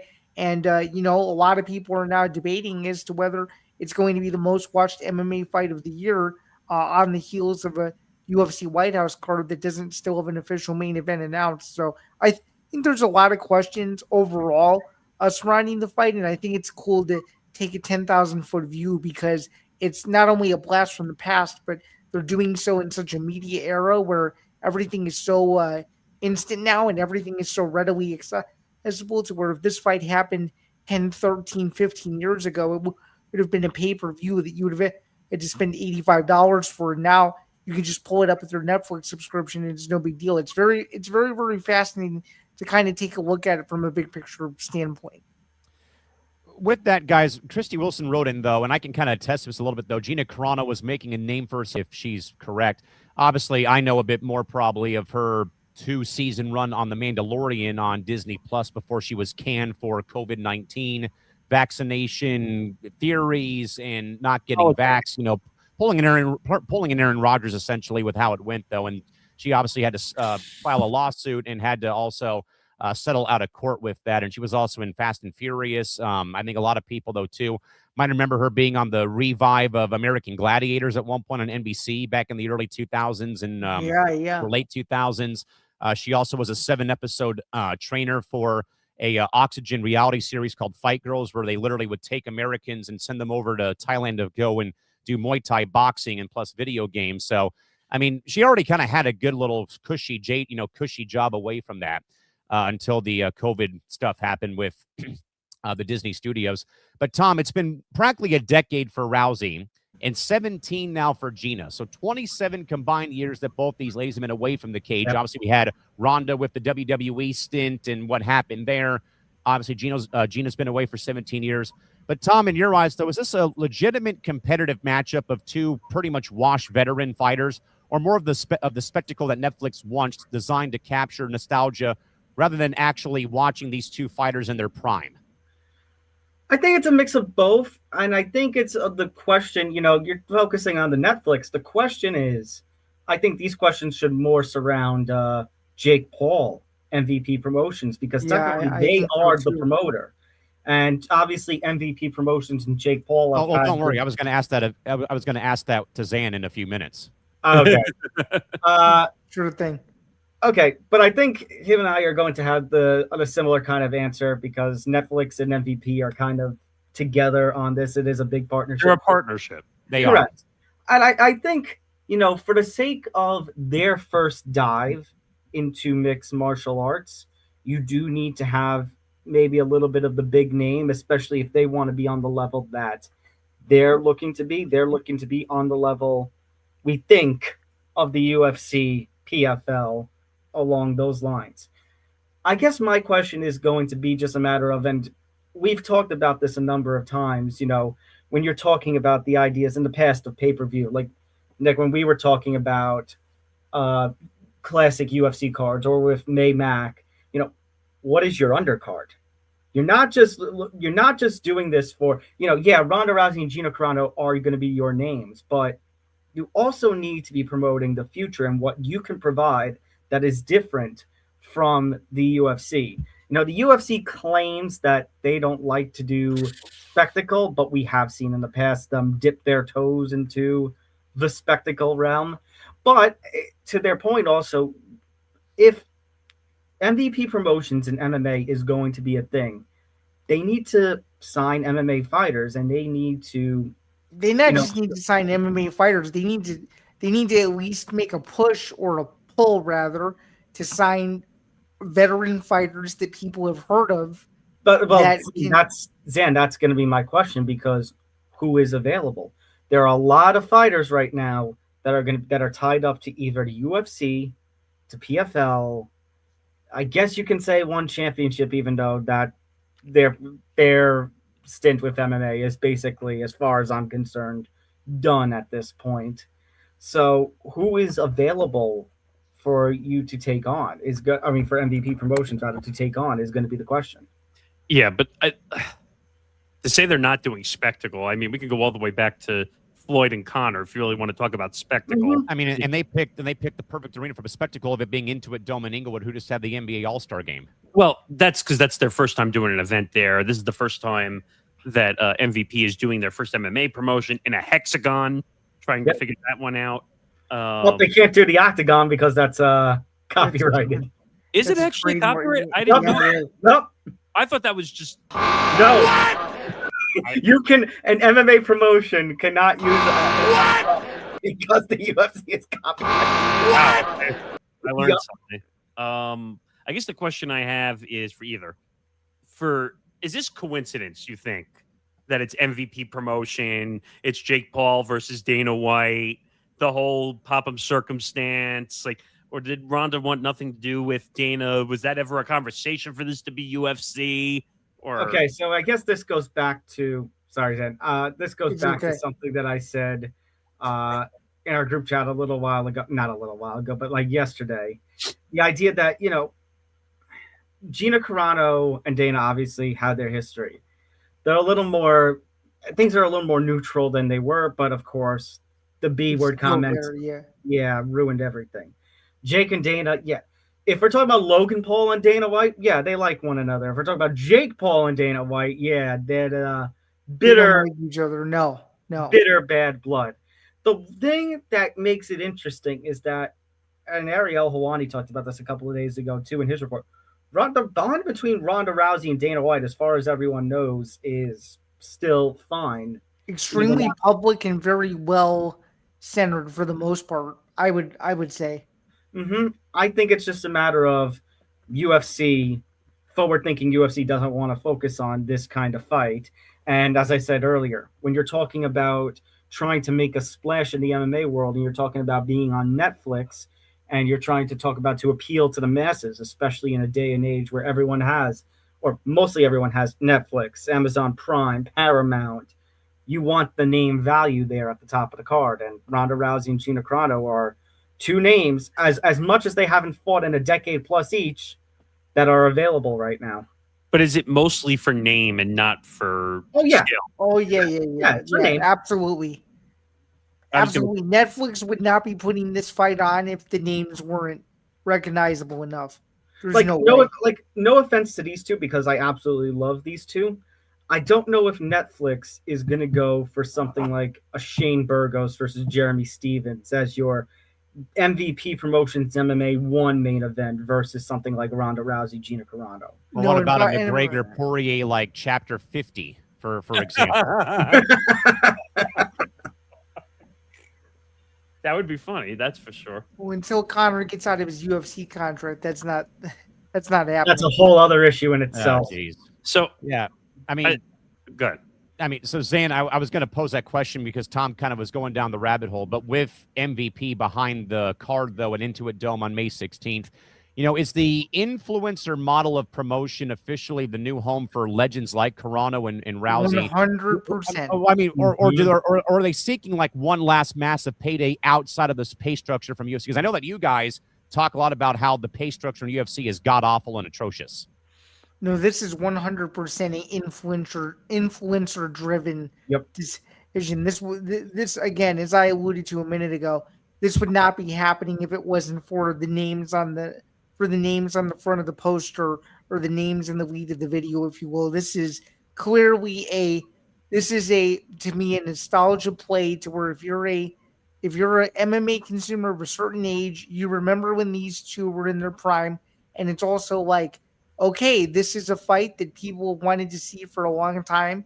It seems that they're both interested in it. A lot of people aren't going to support the fight for one reason or another. I'm not really sure how to feel about the fight, but what I can tell you is this: tons of people that haven't watched a fight in maybe 8 to 10 years are only going to come back and watch this fight because they remember one of the two names on the front of the poster. So, and it's also going to be a matter of, like I said, it's not just enough for them to have the names on the promotion. Like if this is going to be a one and done MMA event, then whatever. But if you're looking to make a splash, I've already said this, but still, then you're going to want to showcase how you can be an alternative product because, right. No disrespect to my friends over at the PFL, but the PFL they are a number 2 promotion, but the distance between 1 and 2 is pretty massive. It's an infinity gap. Let's put it that way.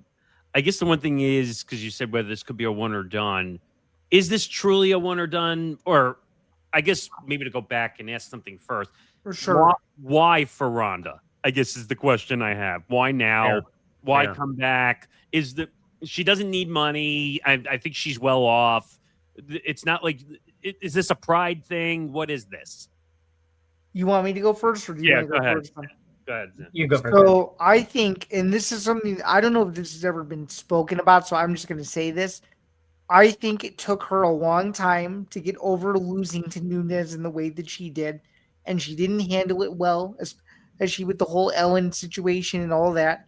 And I think she's doing this as an apology to all those people that didn't think after she lost that fight that she was ever going to be the same again.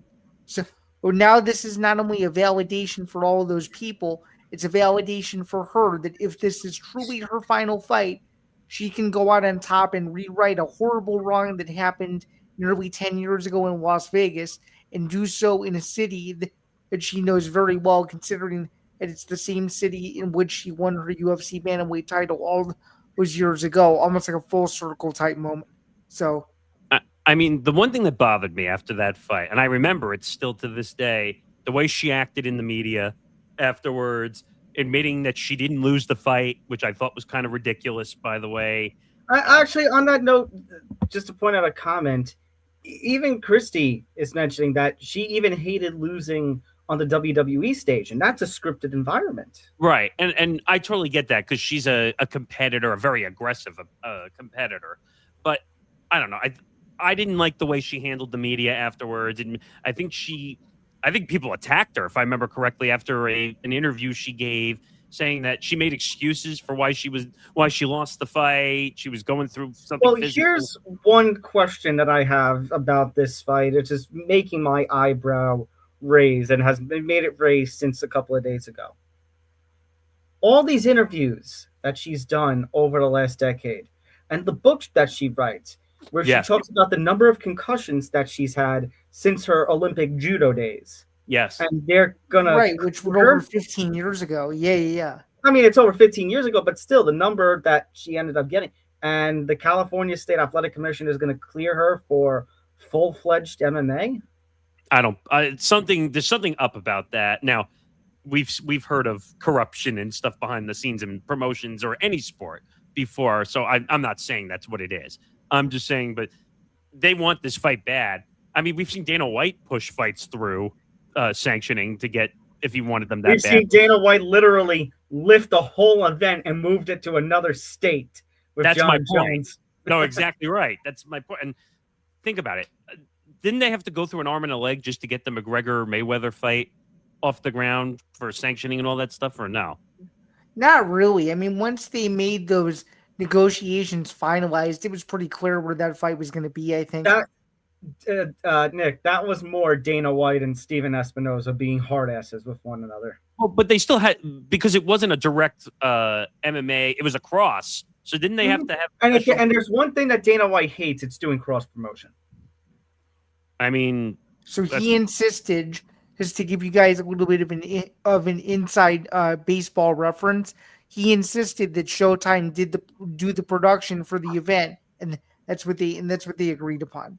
Yeah, but didn't that kind of cost Conor in a way? Because Floyd walked away with way more money than Conor did in that fight. It may have cost him, but it set himself up to never have to worry about finances. No, I get that. I know Conor made $100 million. I know Floyd made close to $300 million off that fight. And I said to Callan the other day when we were discussing the fight, you will never see a fight like that ever again.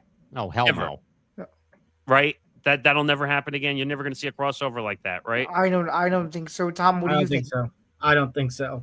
And I could definitely see a Jake Paul versus Floyd Mayweather fight for like $1 billion prize. Give me a break. Okay, but the difference between that, Callan, is I don't think you're going to see Dana White do cross promotion ever again, because he's not going to risk his fighters losing to another fighter whether it be another discipline, another sport, whether it be MMA. He's not going to risk that. No, and he's already seen it twice. He sent Chuck Liddell over to Japan. He didn't win in the tournament, and he sent Conor McGregor over into boxing, and he didn't beat Floyd Mayweather. Right. He's technically 0-2 in cross-promotional fights. But there was so much attention and money involved at that point with the McGregor Floyd. I think he did that more to put the promotion on the map. Here's the thing. We're talking about, guys, a couple of different eras of the UFC, because this is the other thing I mentioned. You know, could you say the UFC is foolish for not trying to bring Ronda back and doing this kind of fight in the first place? Maybe, but you know what? This past summer, they got 7.7 billion reasons why they don't have to worry about trying to make a superstar to that level ever again. Well, and they don't have to worry about pay-per-views anymore. But that's what I mean. Especially because the first, I don't know, Zan, if you remember the specific number, but there were a lot of people who tuned into that UFC 324 card. It was like the most watched numbered card. The most watched numbered card. It was somewhere around like 5.4 was the number, I think, 5.7, something like that. It was the most watched number card at minimum since the McGregor-Poirier 3 fight, I would assume. Mm-hmm. Wow. So they had 7.7, almost 7.2 million global households watching that card, UFC 324. So, wow. That was a good card. Which is unbelievable, considering that a interim title fight was the main event of that card, and still over 7 million people streamed it. So because now you have the accessibility. Mm-hmm. But yeah, because you can just go onto your Paramount app. You don't need 3 levels just to watch the damn fight out of ESPN Plus. So, Callan, I have a question for you. This may take you back a little bit. Do you remember where you were for Mayweather McGregor? Did you watch that fight? Do you remember? I was at home. I was at home doing something else. Okay. I was watching. I was watching it. I remember for sure. I was getting updates on ESPN.com about how, and I think the parting shot was Floyd sitting on the stool in the corner, looking at the camera and having this big old smile on his face, like he was enjoying beating McGregor at his own game. Tom, do you remember watching the fight, and where you watched it? Yeah, I was at home here covering the fight. That's right. You were covering the fight. I remember that. No way. This was in your early stint, right? Yes. This is when you had just started. Yeah, there's I had just eclipsed a year. I was like 13 months into the industry at that point. No way. Yep. That Yeah, was a big deal. Yeah, it was 2 years before I got into it. I was a full-fledged fan back then. It was only 17, and I remember I had like 100 people over at my house for it, and it was cool. I was one of the few people that didn't have pay-per-view ordering issues, which most of the country had. Well, no, or you just do what most of us did, where I found the fight somewhere, someone streaming it, and I just watched it. Tom, did you pay for it? I'm sure you paid for it, right? Yes. Yep. Did it work or no? Yep. Remember? It worked for me. Didn't Dana complain after the fight that the amount of what's it called, pirating That was back when Periscope was a big deal. Oh, Periscope had like thousands of Periscope streams era. for Goodness it. gracious. No, but this wasn't just Periscope. People were like pirating, or some people were buying it and then putting it up. Well, on that site that is not allowed to be mentioned anymore because it got taken down. Stream East, anyway. But It was back in the days when another site that starts with an F and an R was really popular too. yeah, that too. Mhm. That too. I don't know. I guess. But the thing I was going to, by the way, was just that Ronda Rousey is one of only a select few in the UFC, the handful of fighters that have been headliners for pay-per-views that have had million-plus purchases. It's Conor, it's Ronda. Well, it would be Khabib by default because Conor Khabib was the highest selling. Yes. Oh, what? Yeah, Khabib. Yes, correct. And when you have Brock to throw in Lesnar. Chuck versus Tito, Brock Lesnar. Yeah. too, right? Chuck and Tito, yeah. Brock Lesnar. Mm-hmm. I guess I'm. I guess I'm. That's an F5. Well, wait. Lesnar Couture and Lesnar Mirror too, right? Correct. Mhm. I guess I'm still not understanding though the Ronda logic of this fight though, and I don't think I will because again, what is her incentive to fight? I understand you said it's because she was upset maybe because of the way it was handled. She doesn't have to fight. And by the way, she embarrassed herself in her last fight. She really did. Well, that's why Zan was going to the redemption arc kind of story. Yeah, the redemption arc is a good thing. My question is, and Jack kind of implied it in Outsiders group chat. In our chat, yeah. I'm a little concerned about this fight happening and that both of these ladies make it to the fight, make the 145 pound limit, and go through the training camp because it's been a decade plus since either of these two have had to do that. Now I know and that was going to lead me, Tom, to, I didn't mean to interject, but that was going to lead me to a point, though, is my concern, as I read, though, up the top of the segment here with Tom Albano, Zan Bando from the MMA Outsiders here on ETB. My concern, though, as we have, in a way, talked about in spurts here during the course of our segment here, is the fact, again, that it's been over a decade for Ronda and 17 for Gina Carano. So 27 combined years of missed time. Even I know as a literal outsider of the MMA world, because I don't really care to watch MMA or combat sports usually, though obviously hockey's one thing. But I don't really watch it a lot. But I don't really watch it because usually when the cards are on, I'm at work usually, around the same time that all the events are going on. But I do know that there's a thing, though, of having followed fighters on Instagram. There's a thing called ring rust. And I'm wondering how much, though, Tom and Zan, would that catch up, though, to both of these women who are going to have been gone for a combined 27 years away from the cage or the ring? I mean, yes, but at that point, it's also going to be neutralized because both of them are going to have rust on them. Right, and also, I don't think we'll truly know who has more ring rust, or even an identical amount. Jeez, can I speak? We won't know. We won't know who really has true ring rust until the week of the weigh-ins, if the weigh-ins actually happen. I think I'm just going to take a guess on my part, Zan. I'm going to say Carano because one, longer amount of time, closer to 2 decades, and two, it feels cheap to say because 2 different industries, but at least you can say Ronda has had to use her athleticism within the last decade. in multiple disciplines because of her time with the WWE, the 2 stints that she's where had. Carano has only been doing Hollywood stuff, as Christy wrote earlier in the segment. Exactly. But what has Ronda been doing? Ronda hasn't been doing much. Has she? I just said WWE stints. There's been Oh, training. well, okay. There's been I'm talking about- training videos that have come out too of her hitting pads and stuff like that. So she's That's what I starting meant. to fully Yeah. get back into it. I didn't Yeah. mean. I meant from a competitive standpoint. but- Okay, yeah, but like I said, I question everything with Carano because, as Callan mentioned, as Christy mentioned, Carano's been in Hollywood for most Yeah. of this time. So I guess the great follow up to this would be if and when Ronda were to lose again, because I have a feeling I think Ronda's going to lose this fight. Interesting. Yeah, I don't think so. I think Ronda easily beats Carano. And Yeah, no, but I think Rousey completely it's dominated. not even. It's To not be, even hon- and, close. Dan, to be honest, to be honest, to something that you said, even if they fought in UFC in 2014, 2015, I still think Ronda would have dominated her. Oh, But 100%. I think Ronda still would have been in her fight mode in 2014. It'd but- be over Correct, in but 40 at that seconds. point- Everyone pisses away all the money. Yeah. But I don't know. I have more faith in Carano because again, I feel like Ronda gets built up massively, and then like all the attention, and then she just fades under the pressure. I feel like. So just really quick, I have one final question. Excluding us bottom two from this conversation, will either of you watch the fight? Oh, I assuming it will. happens on May 16th. Oh, I love Ronda fights. I definitely I will be out celebrating my 32nd birthday at a soccer match at 6:30 Pacific. Damn it! Sounds fun. Well, here's my question.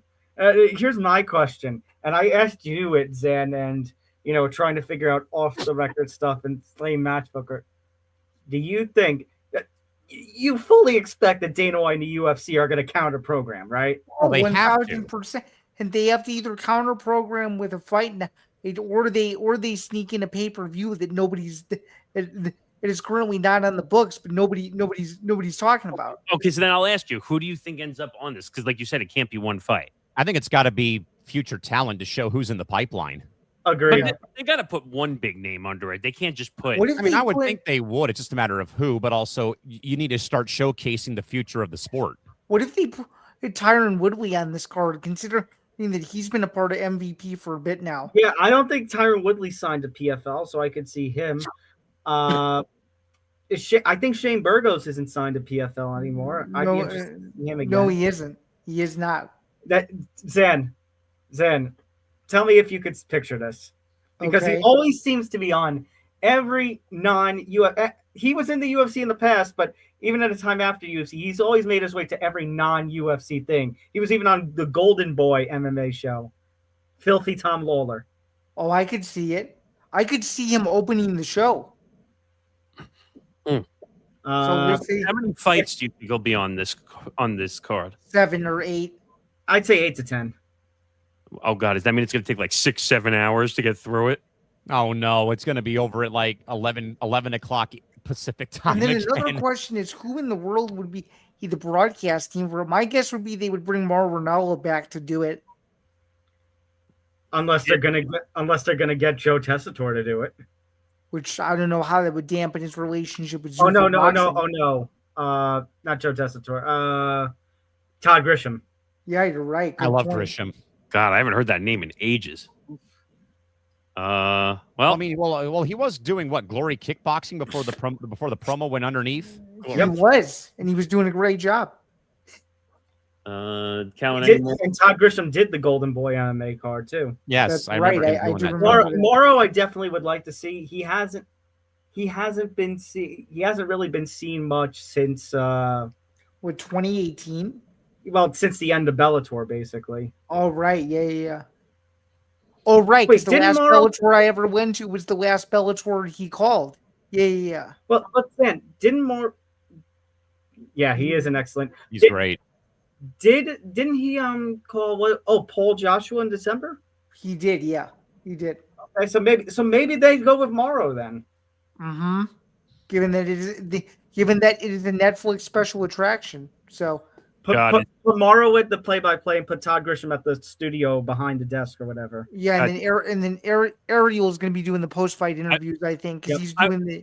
I was just going to ask, do you think Ariel's going to be an instigator during the press conference when they? Oh, when they- 100%.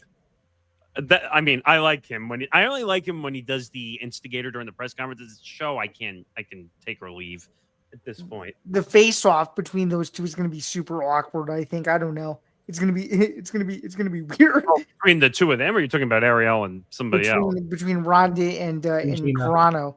It's gonna be weird. I don't know. Does Ariel have a relationship with Rhonda at all, or any? Or... Well, they used to not like each other. Isn't that right? Yeah. Wasn't it like a decade ago that they couldn't stand each other? Right? Yeah. Carano Yep. was on a show back in what 2019 or something. I thought I read. And then last year too. So I think. Mm-hmm. Well, I guess we'll see what happens. Cowan, anything else left to? We're tapping out. We're good. I see what you did there. All right, we got to move on. So, guys, Thanks you for having us on. So Make sure you folks tune in and catch the fellas Thursday afternoon. yeah, Thursday afternoon, 3 p.m. Eastern. MMA Outsiders, and then Tom will be doing the pay-per-view post show on the 7th. Yep. For 320. So That one I might actually be able to join you on because I don't think I've been assigned to it. So I actually might be able to scoot on over to that. It should be fun. you not assigned to a fight? Yeah. How'd that happen? What? Because they already have a Vegas writer taking care of it because the show is at T-Mobile Arena. That's it. How the hell does the great Zan Bando not get a credential? I don't Well, know. It's a good, Or at least cover a fight. Who do we have to sue? It's a good question. I don't know. All right, guys. We'll see you around. Thank you, boys. We'll see you next Having time. us, guys. Have Okay. a good one. See ya. All right. All right. Zan Bando, Tom Albano heading off screen after, again, Nick, probably I'd say, other than MVP's first real dabble in MMA, though, kind of in a way, maybe a bittersweet retirement party for Rousey and Carano come May 16th. Yeah, we'll see what happened. But by the way, Oh, no. so some NFL news, unfortunately.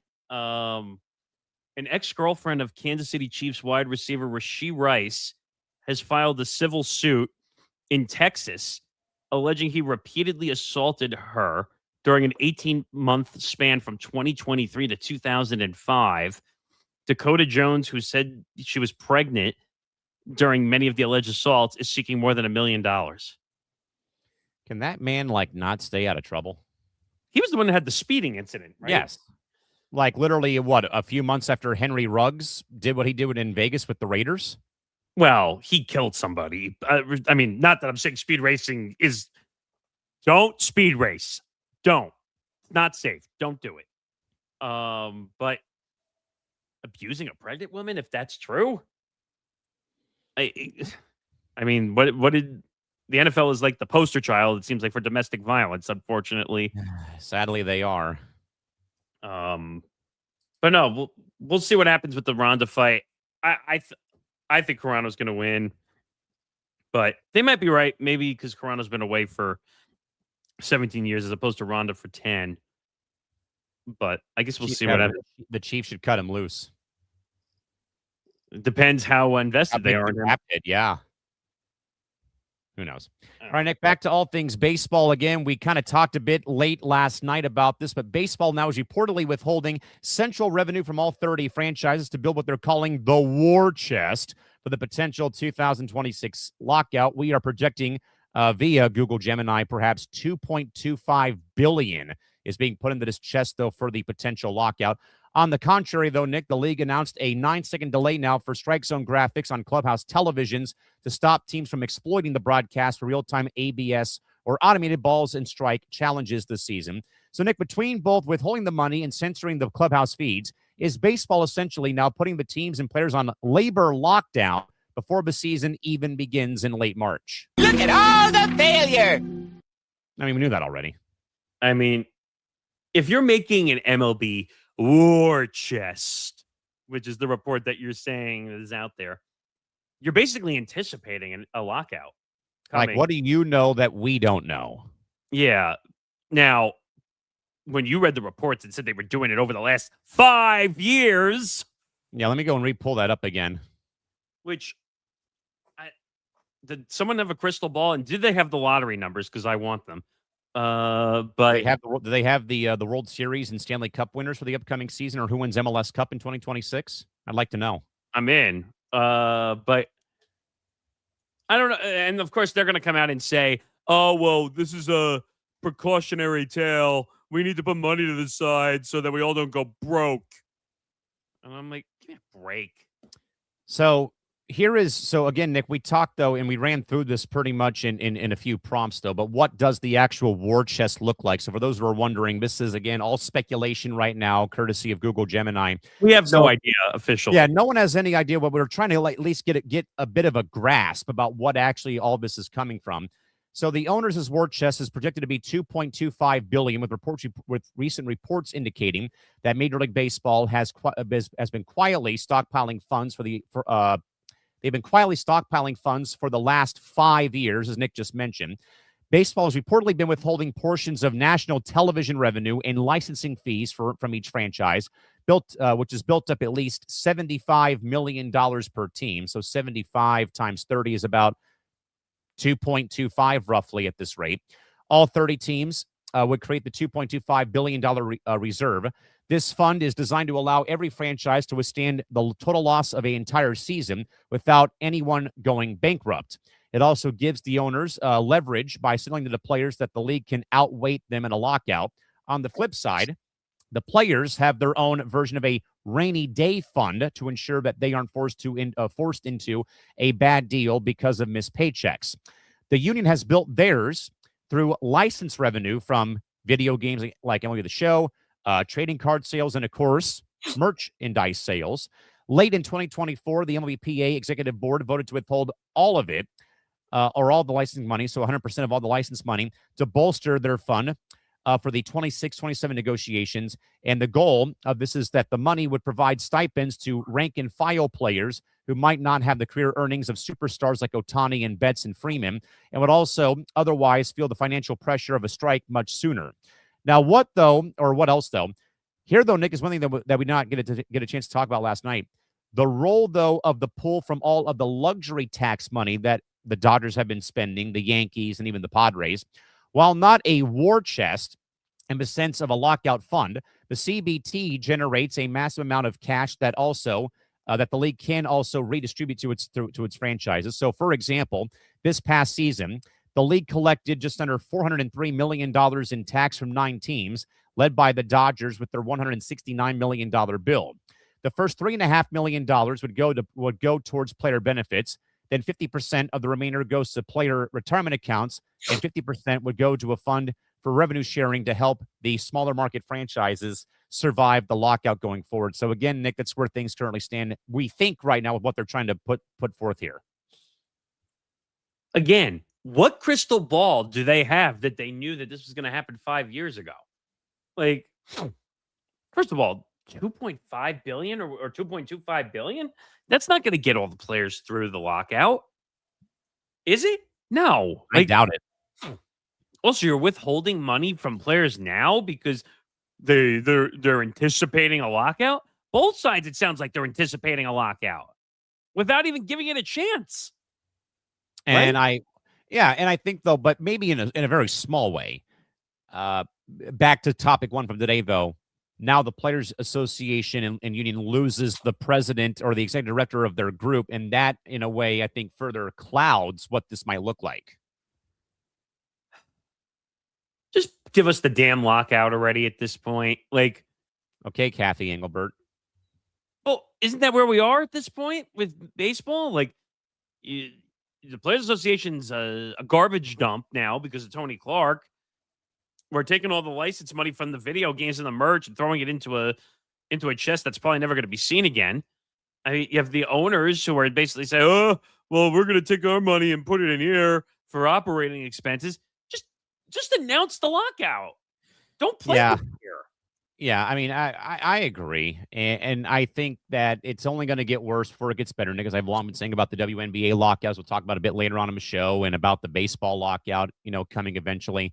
And you even asked me jokingly late on Wednesday morning, so Callan, what are you going to do though when there's a lockout coming up, when there's going to be no baseball and probably no WNBA, and also that MLS is moving their calendar around from where it's currently at from February through December.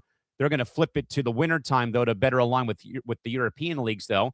There will still be soccer being played in some capacity and things like that. And, there's still the NHL and maybe some NBA games or whatnot. But No, it is going to be, though, very much weird about what will happen here. And I mean, I don't know, Nick. I mean, this is only going to, again, this is only getting worse before it gets better. I don't know if there's much more I could really say. No. Any thoughts about them, about the ABS ruling now that all TVs in the clubhouse have to be 9 seconds behind the actual live feed? I mean, nothing new. So Passon did a story, and it's here on Awful Announcing. So Rich Eisen asked Passon directly whether MLB was altering the strike zone box specifically to prevent teams from exploiting live broadcasts during challenges. Passon said yes, and then explained why the league is going to such lengths. So he goes on to say, quote, "The truth is, like, this is such a Major League Baseball response. What happened when the Houston Astros and the cheating scandal there, they want to be above board on absolutely everything they can. The changes are more extensive than just removing a graphic." Passon explained that the strike zone box will appear on screen, but the visual distinction between balls and strikes is being eliminated. I guess that makes sense. Can we just admit this is a gambling problem? Because that's really where we're at this point.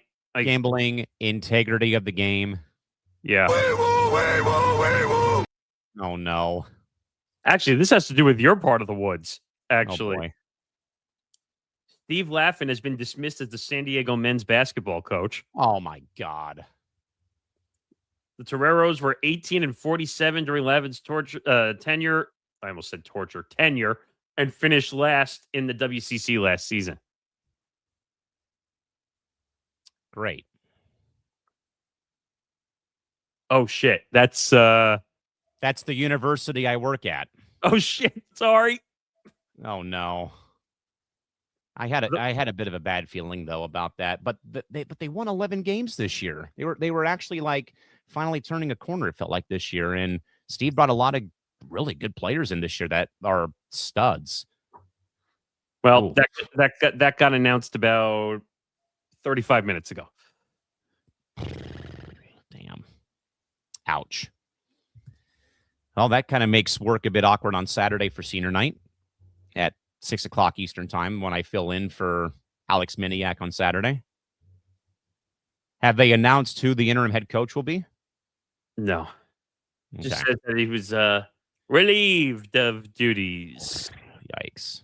That's unfortunate. I thought that Steve was by the way, real quick, I'll before we get back on track here, because we're going to talk about the Padres in a second. Coach Lavin, great guy.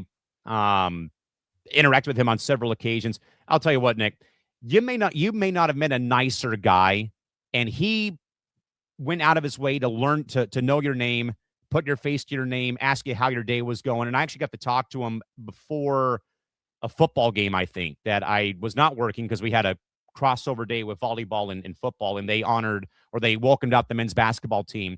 And coach stopped me in the middle of the plaza between the arena and the football stadium. And Steve said, "Hey, Callan, how's it going today? How you been?" I said, "Well, I just got done doing volleyball." He says, Good. I'm glad to hear that." Like he, and that's the thing I think, Nick, that makes college athletics so special for me is you may not be on the roster. You're not on the coaching staff. You're not a part of the athletic department. You're a freelancer coming in to do a job, to be the voice of the arena and of the game. And I think I've in the 6 years since COVID hit, that this was a thing that myself and DJ Sean and Nichols of the Bucks have long lived by this creed in a way, because, and I'll document this though too on Small Market Edition in March, around the time where COVID stopped the season 6 years ago, is that I think, Nick, for the longest time, you only heard the PA announcer. You never knew them personally. You never talked to them or stuff like that. And I think that when COVID hit and I, was making that trip like you were, for example, going on an empty train into New York or up to Irvine, California to go and do our job, as you were saying, do your job or you get fired, basically. And when I'm sitting in that empty arena, looking at an empty seating bowl with cardboard cutouts of people's dogs and fans and season seat holders who paid the $30 to donate to the foundation for the franchise to have a cutout there so the guys had something to look at. And, colleagues of mine are 6 feet away from me and I can't really talk to them and stuff like that, that when fans began to come back to games in 21-22, the job of in-game entertainment, game day operations, the PA announcer, the DJ, the in-game host, all the people I work with, and all the people I work with, as I will be at work tonight for a Gulls game versus San Jose, that I think the fans now began to appreciate the job more. The players began to appreciate the job more, the coaching staff, and Steve Lavin, Blanche Alverson, Brian Quinn. I could name the entire coaching staff of all 17 programs at USD, Nick. They now go out of their way now to say, how's your day going? How you been? How's the family? How's the wife? How's the kids? How's the dog? And they want to like know you more than just you being a member of the table staff for a basketball game. I grew up with the baseball coach at USD because he played with Matt Bush and my older brother at Mission Bay High School. And his director of operations also played, at Mission Bay High here. I know Brian Quinn, who's our men's soccer coach, very well because he played for the Sockers. And I got to work with Quinny during the course of Sockers alumni nights. And Brian goes to every damn game on campus. He is there, walking campus at 6 a.m. for his morning stroll. And Coach Lavin, Nick, made you feel like he was like you were his next door neighbor. And hearing that news, though, obviously, hurts for me to hear that, obviously, during the course of the show today, with it being my university for the last 9 years of working there. So, but, Coach came, tried to do his best to get back into the ball game. But I also kind of, in a way, Nick, sadly think when you've been away from the new college game, and by the way, Steve was a tremendous broadcaster on CBS. He made March very special, though, too. And it sucks to see him, lose the job today. But I think, though, when you're away, though, Nick, nowadays from the college game and you're out of touch with the systems, it's kind of tough to kind of get back on the right track. Yeah. I mean, you think he's going to get another job? What do you think he's going to do? I think he'll go back to TV. He'd be a great guest for this show. Yeah. I mean, great insight. And I mean, come on. Nick, he was a broadcaster when one of his offensive sets, and I could say it now, sadly, one of his offensive sets was CBS. Was it? Yes. All right. That's kind of cool. That is pretty cool. All right, now we'll get back on track here, staying in the 619 of San Diego, where the sun's finally poking out after 3 days of rain out here on the West Coast. But, of course, Nick, a very much not really hot commodity, but a very interesting perspective. But, of course, on Monday morning, the Padres gave team GM and president of baseball operations A.J. Preller a contract extension, despite, as we all know, the franchise right now is currently being sold or in the process of being sold to at least one of three potential public bidders. So there has been some new reporting, though, per John Seidler on Monday, that some private ownership that has not been named yet is also in the running, though. But, of course, Joe Lacob, Dan Friedkin, or Jose Feliciano are the three publicly known bidders right now for the Padre franchise who are looking to get a $3 billion price tag for the franchise. But, of course, usually a new ownership group wants to pick out their own staff, including a GM. But, Nick, is the extension a signal, though, that the current ownership believes that Preller is unsackable, or to help bridge the gap between the new owners and the current regime, or a maneuver to drive up the team's value by locking in a proven, if even times aggressive, swing and miss style executive who, again, has taken swing after swing for his whole entire career? Well, I said to you, I thought this was interesting because you signed the GM, but your ownership is up in the air right now currently, because you're trying to sell the team. Seidler's trying to sell the team, and you have no idea who the owner is, because usually when a new regime comes in, they want to bring in their own GM. They want to bring in their own manager or coach or new front office. But signing the GM before heading out the door, I've never heard that. How does that make sense? Yeah, it's very much interesting at this rate. I mean, obviously, I think I said my piece on MTGP, maybe on the lounge a little bit on Monday, that that this is the the pat on the back here. Yes, Mr. Small Market, whatever. I could care less. This is the most successful era that the Padres have had in 58 years of being a franchise. Before the last 6 seasons, they only made the playoffs, Nick, 5 times in 45 years. Always in last place. 100-plus lost seasons their first 4 or 5 years out of the gate when they became a major league franchise. And to the degree that I've long been saying, though, is that this has not been seen in this market probably since 96 or 98 with Kevin Towers, or 84 with Jack McKean. And, the fact, though, that I even told you that now Preller is the second longest tenure GM behind Brian Cashman, that's kind of also telling us something, too, I think, in some roundabout way. By the way, can you talk about that statement from David Sampson? By the way, you and I were talking about. Oh, the fact that he called Preller. That he called Preller a crook and a liar? Well, because for context's sake, he was talking about changing medical records. Which So and Preller served a suspension for falsifying records either with the Marlins or with the Red Sox for a trade that was being made involving right-hand pitcher Colin Ray that led Preller to, I think, a month-long suspension or a year-long it was a suspension of some type, though, and that kind of went to the point, though, about what Sampson had said about him being, basically, hook or crook, basically. So he was suspended for 30 days without pay. Let's see. Doesn't say. Oh, it was a July 2016 trade of pitcher Drew Pomerantz to the Red Sox.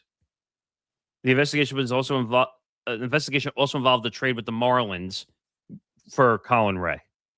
That's what it was. Okay. So, and probably because Sampson was working for Miami at the time, it's probably why. And that part I totally understand if that's how he feels.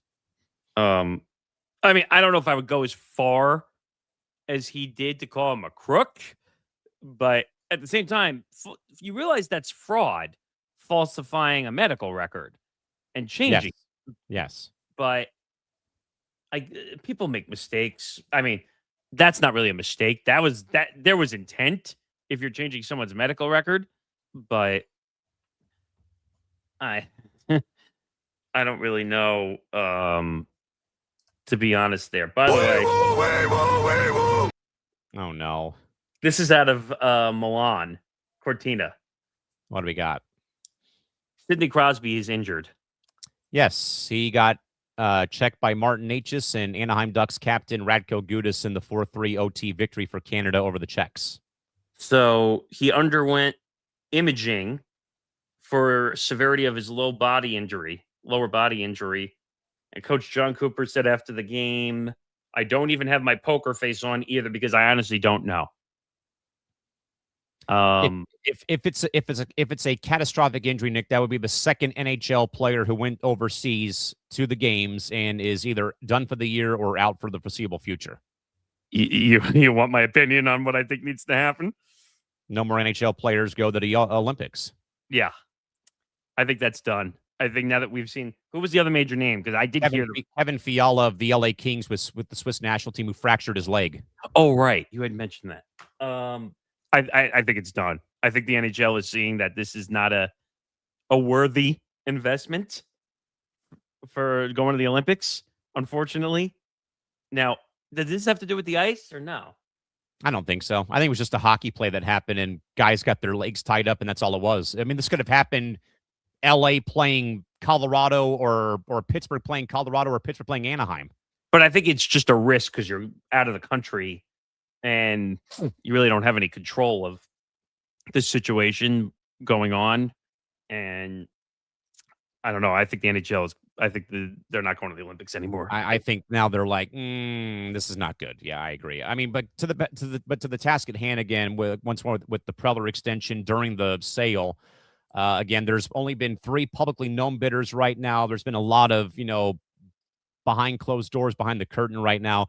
I mean, if anything, though, Nick, I get the perspective, though, about why you would give him the extension. And it's, again, the franchise, again, they're just numbers wise, 4 playoff berths in 6 years. They had back-to-back 90-win seasons in 24 and 25. And as you said, though, their playoff burnout has been a thing, though, in their DNA for the past 4 seasons that they've been in the playoff running in the National League. Obviously, that's with the Dodgers and other teams out there that they have to play against in the league. But also 470 wins versus 400 losses. It's a 540 win percentage, though. If anything, this is more of a thing, I'd say, Nick, just to simply bridge the gap between the old regime and the new one. And then once the new one takes over, then they can go and can him if they want to. Right. I'm just saying I think the timing of it is a little weird. That why not wait until the ownership is changed? I mean, it was also a lame duck year for him being in the last year of the contract, but still, I get that perspective though too. It's like, you could have waited though, but what if he goes to the open market and goes somewhere else? It's this or it's that though. But No, but he signed through this season, right? yeah. So you could have done it in the season. Yeah, I think they wanted to get it out of the way though during spring training, and that was part of the major big media scrum that both John Seidler and team CEO Eric Grupner had on Monday, was about addressing AJ's contract situation, plus of course the updates on the bidding wars going on. We should hopefully start hearing some bids though in the next week or two, probably by the end of the month, though they've been saying though. But I mean, either way, I'm happy for him though, because what he's done to make the Padres an actual respectable franchise in the last 12 years of him being a part of the ownership, in part and as the GM, and also being a part of the front office. He was the first one of the first guys out of the box when the new group bought the franchise from John Moores at one point in time. So I mean, I'm all for the extension. It's just a matter now of is it a bridge the gap of old regime to new regime? Does he survive the new regime when they do in fact take over the franchise? And what does this look like though when baseball resumes in a couple of years, if the lockout does in fact linger on here? But I'm all for it. I mean, for what the guy's done, obviously, I love it because, again, you would never see the Padres, except maybe in the 90s, go and try to acquire guys like Machado and Bogarts and all, because they would go and get, retreads off the scrap heap usually. And now the ballpark has been what it is.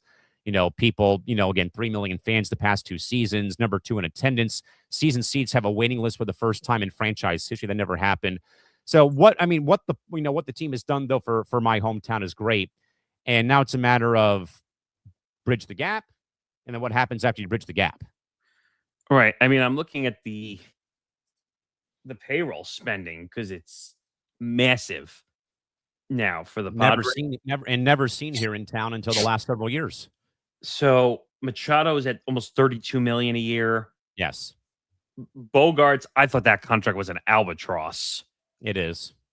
And he was hurt at one point, right? He got hurt a bit in 24, and he really I think he had a much better improved year in 25. I still think he's way overpaid, though, like way overpaid. Obviously Tatis and his contract, which I think they redid, right? If I'm not mistaken, They may have redid it in some way after the motorcycle incidents that he had. Right. Musgrove, obviously. Darvish, I don't think he's going to pitch, even though that's kind of a bit of a cliffhanger about what happens. Obviously, we talked about the fact that there was, rumors of him retiring that were spilled out by Bob Nightingale and Kevin. Which were not right, by the way. Which were not right, like usual. And the Padres might work towards a $14 million buyout where they get that money back in some way, or they do like half and half. Who knows? But this is money I've never seen spent by the Padres. Ever. No, never. And that went to my point. Like this is something I've never seen before, other than maybe the 98 team that went and, got Steve Finley and Ken Caminetti in 96 and brought Kevin Brown in from Florida, and stuff like this had never been seen. Our 05 and 06 teams that won the division title with, 82 and 80 records were all like prospects, some journeymen like Nevin and Klesko and Loretta. We had Jake Peavy and we still had Trevor Hoffman. Even that 2010 team that got so close and blew the lead to San Francisco, that was all, young kids, Miguel Tejada, Ryan Ludwig, freaking Matt Latos and those guys in 2010. And then it wasn't really much, Nick, until 2015 with like Myers and Kemp and Upton, Derek Norris and Will Middlebrooks, where it really began to lay the foundation where the club is at now nearly a decade later. Right. I mean, they're doing better. The fans are coming in. It's a better product. And I hate to be the guy again, but you don't have the NFL here now. Who gets the spotlight? The Padres. True. I get that. But they got to win. Like do you remember the comparison I made the other night where I said the Padres kind of remind me of the Buffalo Bills? Which you'd be right, because both of them are the 2 most cursed sports cities in America. Don't at me. Because if you look at the Bills over the last, what would you say? Well, McDermott was there for what, 9 seasons? Oh, I would even go back to the 4 straight losses in the Super Bowl in the 90s. No, I get that. But I'm just saying, well, that's a rarefied air, just going to 4 Super Bowls in a row in general. But 9 seasons, they were anticipated to be, watch out for the Bills. They're dangerous. They're going to go to a Super Bowl. Even make it to a Super Bowl. They didn't even make it to a Super Bowl. Gotten to how many they've gotten to how many AFC Championship games and fell flat on their face because their A kicker million. misses it or they lose to the Chiefs. Right. But they just can't get over the hump. But everyone has all the anticipation for the Bills. Now, I would say the Padres are different because they're a much more quiet, under the radar organization most years. Now it's kind of hard to be a quiet, under the radar organization with guys like Tatis and Machado and so on and so forth. It's not, you can't be quiet anymore with those guys. But yeah, that part I agree with 100%. But at the same You time, have to go out now and deliver. now that's going to be tough with the Dodgers being in front of you. But at the same time, I think more people are going to root for the Padres this year than they are for the Dodgers, because I think the Padres have a motivational story in a sense, coming back from being a small, like you said, losing 100 games or 90 to 100 games a year. Now they're a legitimate playoff team. Yeah, we're again four playoff berths in 6 seasons, never done. Up until then, it was 5 in 45 years. True.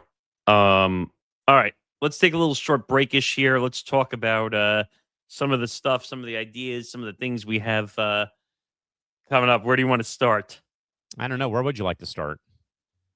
Well, we have a baseball idea, which Mr. Albano's idea behind the scenes. Yes. so we're working on a small project called Empty the Bases. Yes, get your cliches and your laughs out. Yes, I know. Or better yet.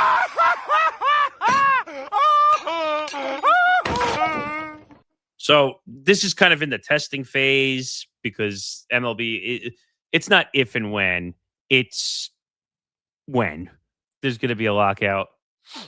We're going to be doing some video game. I don't know. What do you want to call it? So Yeah, to like speak, video game baseball, basically.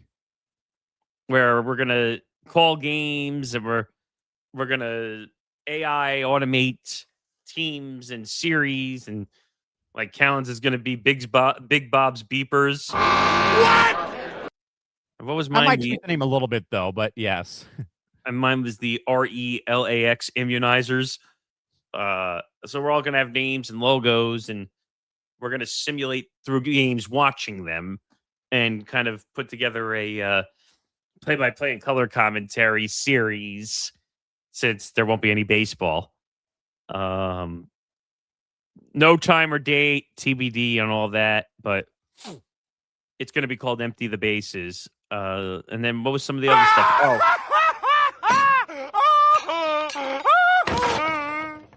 Sir, can you not break the lounge merchandise, please? We need that for the end of the week. D-Mark can clean up the mess on Saturday. Ugh. Or add more to the mess on Saturday. Which one do you want? Either one. Also, we have I started to talk about the San Diego Elite Draft League. Yeah. And our potential league partner there. We are moving forward, and we are going to start working into that process of getting the games up on here for everybody to see. That'll be starting on May 9th. We are anticipating a full broadcast, a pregame show, play-by-play in color. You're going to get to see a full broadcast from 3 camera angles, and we have a post-game show. We're going to do some interview stuff on the side. Think of it as a real broadcast, like Sunday Night Football or Thursday Night Football or so on and so forth. Hockey Night in America. Yeah, close enough. Hockey night in Canada. Or Hockey Night in Canada. That's right. Damn it. It shows you my hockey weakness there. But yeah, so we're going to have hockey broadcasts. We're going to have a video game series for baseball. We're going to have football night on the bench during the NFL season for Sunday night, 1 hour pre-show leading into that, Sunday Night Football and Thursday Night Football. Don't say we don't bring you any content. Never. I don't want to hear it. Don't at me, as you would say. There you go. But yeah, it's going to be a busy off season getting ready for the next NFL season. I can't believe I'm already talking about that. Sheesh. Obviously, we'll have March Madness coverage. We'll do some stuff of that. The FIFA World Cup. There'll probably be a pop-up show for the FIFA World Cup. Hopefully the Olympics show comes back soon. Yeah, hopefully tomorrow. You have a lot of catching up to do, sir. Yeah, a little bit.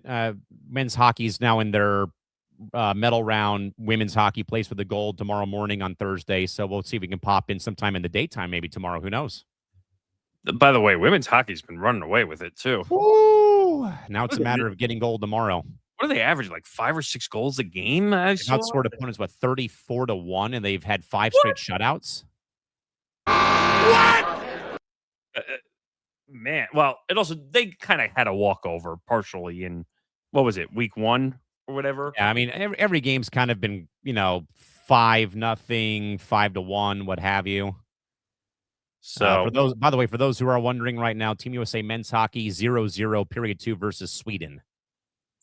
And then what do we have? Oh, we have benchmark coming up on Sunday. We have small market on Friday. What's small market this week? Let me go check because I think we have another 2-for-1 for our benchmarks listeners out there on Sunday. But let me go and double check Acast. I believe Friday is going to be a very interesting perspective on things this upcoming Friday. This Friday, we talk about the unwritten will involving family-owned sports franchises. Yes. I actually like this one. That was a lengthy episode, too. I preview all these and edit them so I hear them in advance. This one's good because this one has the Lakers in it. The Dodgers. The Saints, Padres. Listen for the Saints part of this one because this one, I think that's the best part of the episode. Let's see. So we do have 2 coming out on Sunday because one of them is marking the anniversary of a event.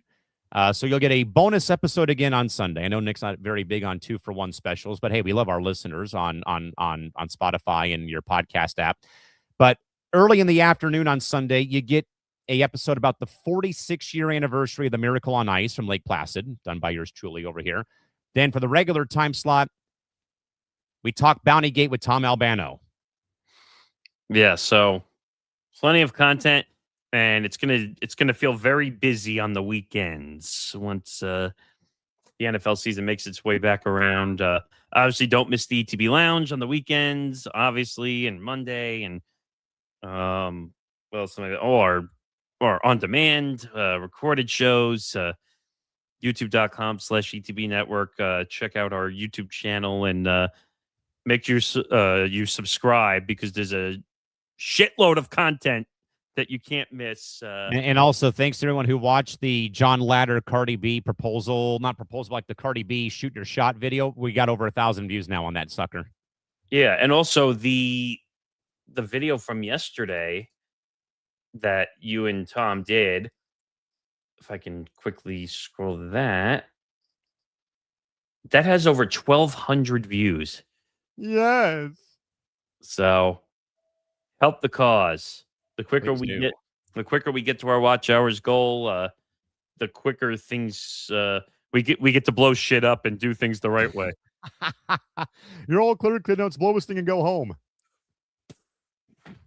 Yes. All right, Nick, hour 3 of the program. Piracy of Netflix's exclusive sports podcast, including 3 and Out with John Metalkoff, has already begun on YouTube. Mirrors are now appearing within minutes of the Netflix release, with one pirate channel racking up over 100,000 views before they are being shot down. Nick is the YouTube piracy wave proof that a walled garden approach for podcasts is fundamentally broken, or does it just show the demand is higher on YouTube than Netflix's subscriber base actually wants you to believe? Well, this is copyright. I mean, I told you that we see mirror accounts all the time for content of people's shows. I see it for Colin Cowherd's show all the time. People post clips from his show, which, by the way, ironically, this show is on The Volume, which is Colin Cowherd's network. Am I surprised? No, people will pirate anything to try to make a buck or try to get a subscriber or a view or whatever it takes to make it in this media industry. It's illegal. I should probably state that first, but it's all about the money. I don't know. This one's kind of self-explanatory. don't do something illegal because it might come back to bite you in the ass in the long run. But people will do anything to make a buck.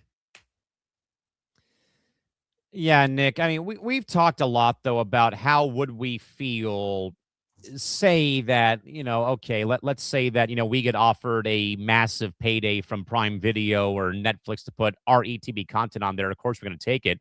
But when it's the consumer, though, like we are of content, and I know, and I think we've talked so much though, Nick, about, video podcasts, the paywall issues. Again, who though in their right mind, unless you are a absolute, I need to see video of this show, who though in their right mind, Nick, like for Bill Simmons or for the 3 and Out podcast, are you that damn desperate though to pay out of your pocket to watch the video when you can literally get the audio on your phone the next day, later on that day? It's interesting you bring this up. I was having a conversation with Zan, you saw on here earlier, about because he's writing for a bunch of sites and how the industry is changing. And I said to him, look, like writing is unfortunately on the decline and video and digital is going this way. So it's like two different directions. I love reading the old fashioned like stock where they draw the lines on each side. And I said, look, unfortunately, you're going to have to you have to adjust from being a writer to a digital content producer or digital content creator. Not an influencer. Difference. Content creator. Difference. Digital content creator. Because you're going to get shit like this now where people, these are probably paying people like who pay for a Netflix subscription. I have access to it, so I'm just gonna video it, and then I'm gonna put it on a YouTube channel and make money off stolen content. Yeah, like, what are you? You're just an asshole doing this. Like, it was funny because like we even mentioned like the old PSA videos when you would put a DVD into your DVD player. You wouldn't steal this. You wouldn't steal that. So why would you steal a movie? That's like when you went to the movie theater and they would say, pirating is punishable by a $250,000 fine or 5 years in jail. Or what was that the mattress? I'm a dumbass. Oh, Serta. If you remember Serta with the sheep, and it would say penalty of law if you pull the tag off the mattress. No, and they're all behind. I'm a dumbass. The jail cell because they pulled the tag. But I'm a dumbass. Yes, thank you. I got it. But yeah, Netflix's piracy issue. You know what? Netflix paid for it. It shouldn't be pirated. It shouldn't be out there. But there's no way to stop it. Yeah. I don't know how you crack down on this. I mean, what's worse, cracking down on NBA tanking or cracking down on piracy on Netflix and YouTube? Yeah, I don't really know what the answer is to fix it. But Netflix paid millions upon millions for essentially call it podcast feeds. Yeah. By the way, oh my God. Now what? Sacramento Kings star Domantas Sabonis underwent season-ending surgery. This just broke from Shams on Wednesday morning to repair the torn meniscus in his left knee. Sabonis rehabbed the meniscus tear during the season and tried to play through the injury before having surgery now. The Kings are just have like the worst luck. Tanking.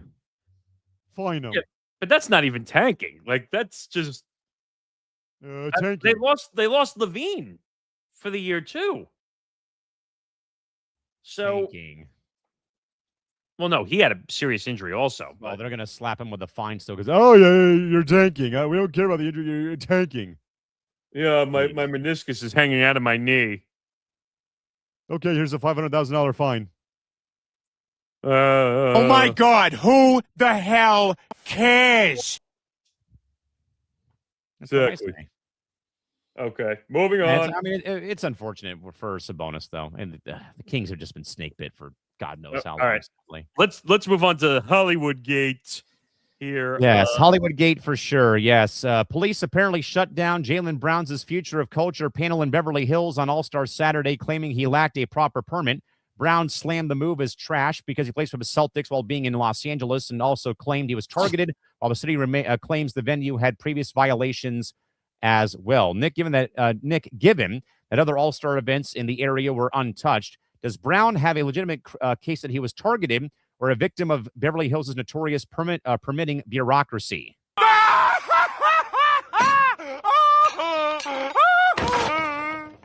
I laughed at this whole thing when I saw this incident go down. Get the proper permit if you're going to hold an event. Especially, though, when the building has already been tagged by the city and the county for having violations of Cal OSHA issues. Well, okay, right. But at the same time, if you don't have a permit to hold an event, even outdoors, then you're not allowed. Precisely. It's plain and simple. Didn't you say like he came out and said, "Oh, because he's from Boston or whatever"? Because he plays for the Celtics, and where was the game being held? Come on, man. Are you really going to stoop that low? Sure. Why not? Just because you're one of the stars of the NBA doesn't mean you get to break the rules for no apparent reason whatsoever. I mean, you didn't have the right permit. You don't have the right permit. And slamming the move is trash and claiming he was targeted. Give me a break. Seriously? Yes, me too. All in favor, say aye. Now, when he says being targeted, does he mean the way I think he means about being targeted? Option A or option B? Well, I'm talking about... Yes. Because that would be silly, I think, if... I'm not saying it couldn't happen. I'm going to be very clear about that. But if you don't have the right permit, that's on you. You didn't do the proper paperwork. Wazowski, you forgot to file your paperwork again. Leave the abuse. All right. It's now time for our favorite game on Press Row.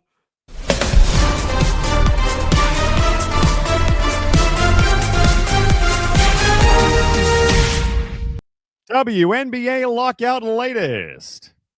So let's get into this. So WNBA player Natasha Cloud has issued a blunt warning, and you'll hear the sound in a little bit because I have it, to the league office, stating the players, quote, will not fucking move until the owners offer a fair deal. With training camps approaching, the 16-month impasse over revenue sharing remains total. Meanwhile, Breanna Stewart has signed a deal in Turkey to ensure she has a home if the season is delayed. What? If the league's biggest stars are already booking flights to Turkey, is the 2026 WNBA season officially on life support? It's been on life support since they went to the meeting and the league was empty-handed. Plain and simple. I on the front of Breanna Stewart. What? Because, well, I asked this to you the other night. I said, wait a minute. You're one of the founders of Unrivaled. And what was the point of Unrivaled again? You want to remind me, please? To not go overseas. Okay, so you weren't supposed to go overseas. Unless I'm geologically challenged or geographically challenged. Where is Turkey again? Europe. And where is Europe? Far away. Outside of the U.S. last time I checked, right? Yes. So, conflict? Gotta be. Wait, was that you saying something, or was that you just playing that?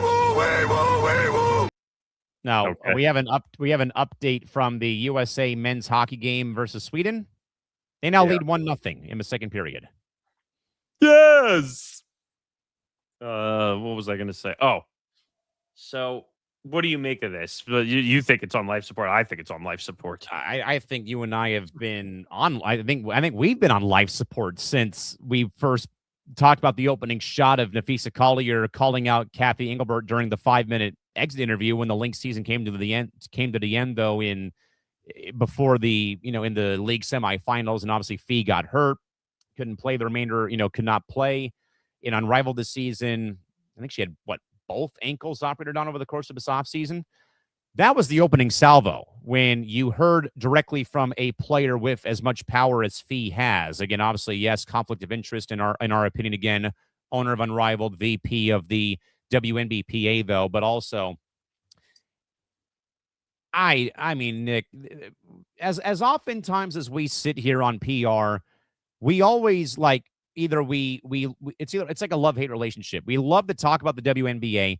We hate, though, that it has to be in this manner because of where the league has gone. With, again, how do you show up? You're a multi-million and billion-dollar industry. How do you not show up to a meeting armed and ready to go and to get down to business, as Donny Osmond once said in Mulan, for God's sakes? Oh, wait. But can we talk about, and I'll let you finish that, but can we get into some of the tweets that Alexa Philippou and her story that she dropped over the last day or two? So, and I don't have them in front of me, but I think I have it. 27, but there's 27% being offered now, apparently. Well, all right. Before we get there, there's another portion of this because she talks about dates and all this stuff. Yeah, and we've speculated, though, too, because I was going to say, though, Nick, every damn time, though, that we were like ready to go on the air to start the lockout special or the players going on strike, 30-day extension. Well, they can't do extension. They can't do that anymore. Now they can't now because of, I think someone said that we're literally running out of time. Well, they lapsed out of doing extensions anymore. Yeah. So now it's up to the players and the WNBPA if they're going to strike or not, which I think eventually that's going to happen. It's a matter of when. It's not. It's no longer a matter of if. It's now a matter of when. But the thing is, does there have to be a designation, though? Because say they just don't say anything and the season lapses, do they have to officially declare a strike on the W? Or part of me would think they would have to declare it somehow. Because you can't just walk out. No. So they would have to declare that they're going on strike, I think. So Alexa Philippou has done an amazing job. We got to find a way to get her on the damn show. I've tried. I emailed her too. Just haven't gotten any luck. She must be so busy covering this stuff right now. So this was back on the 16th. Some clarification. WNBA training camps are scheduled to start April 19th, the same day as the EuroLeague Championship game. It's amazing. What? I just say that Kathy's not pre-positioned Christmas. In the old CBA, the operative date for players to report is May 1st. So prioritization rules wouldn't apply to Breanna Stewart's short stint. Oh, I didn't even read that. So they're saying that it doesn't apply. There you go. Wait, so does that mean she could just say F you, I'm staying out there? Literally say F you, I'll be in Turkey the whole summer. Kiss my ass, I'm out of here. And then about 21 hours ago, Alexa Philippou dropped news that the WNBPA submitted a counter proposal. This is the first time we've heard any news on any side. A counter proposal to the WNBA this afternoon, which was yesterday. Sources said they made concessions on revenue share percentage and on housing details. Which T. Cloud was vocal about, though, before the other comments were made, though, during Unrivaled a few weeks ago. So here's some of the numbers. The WNBPA's new proposal, again yesterday, seeks an average of 27.5% gross revenue over the course of the new CBA, including 25%, which would be at a $9.5 million cap. I'm assuming they mean the salary cap in year one. On housing, it proposed a phase-out system where teams wouldn't have to provide housing for highly paid players. Oh, they could afford it if they're highly paid. Then, this was about 4 or 5 hours after that. In a statement to ESPN, a WNBA spokesperson calls the WNBPA's proposal, quote, unrealistic and would cause hundreds of millions of dollars of losses for our teams. We are running out of...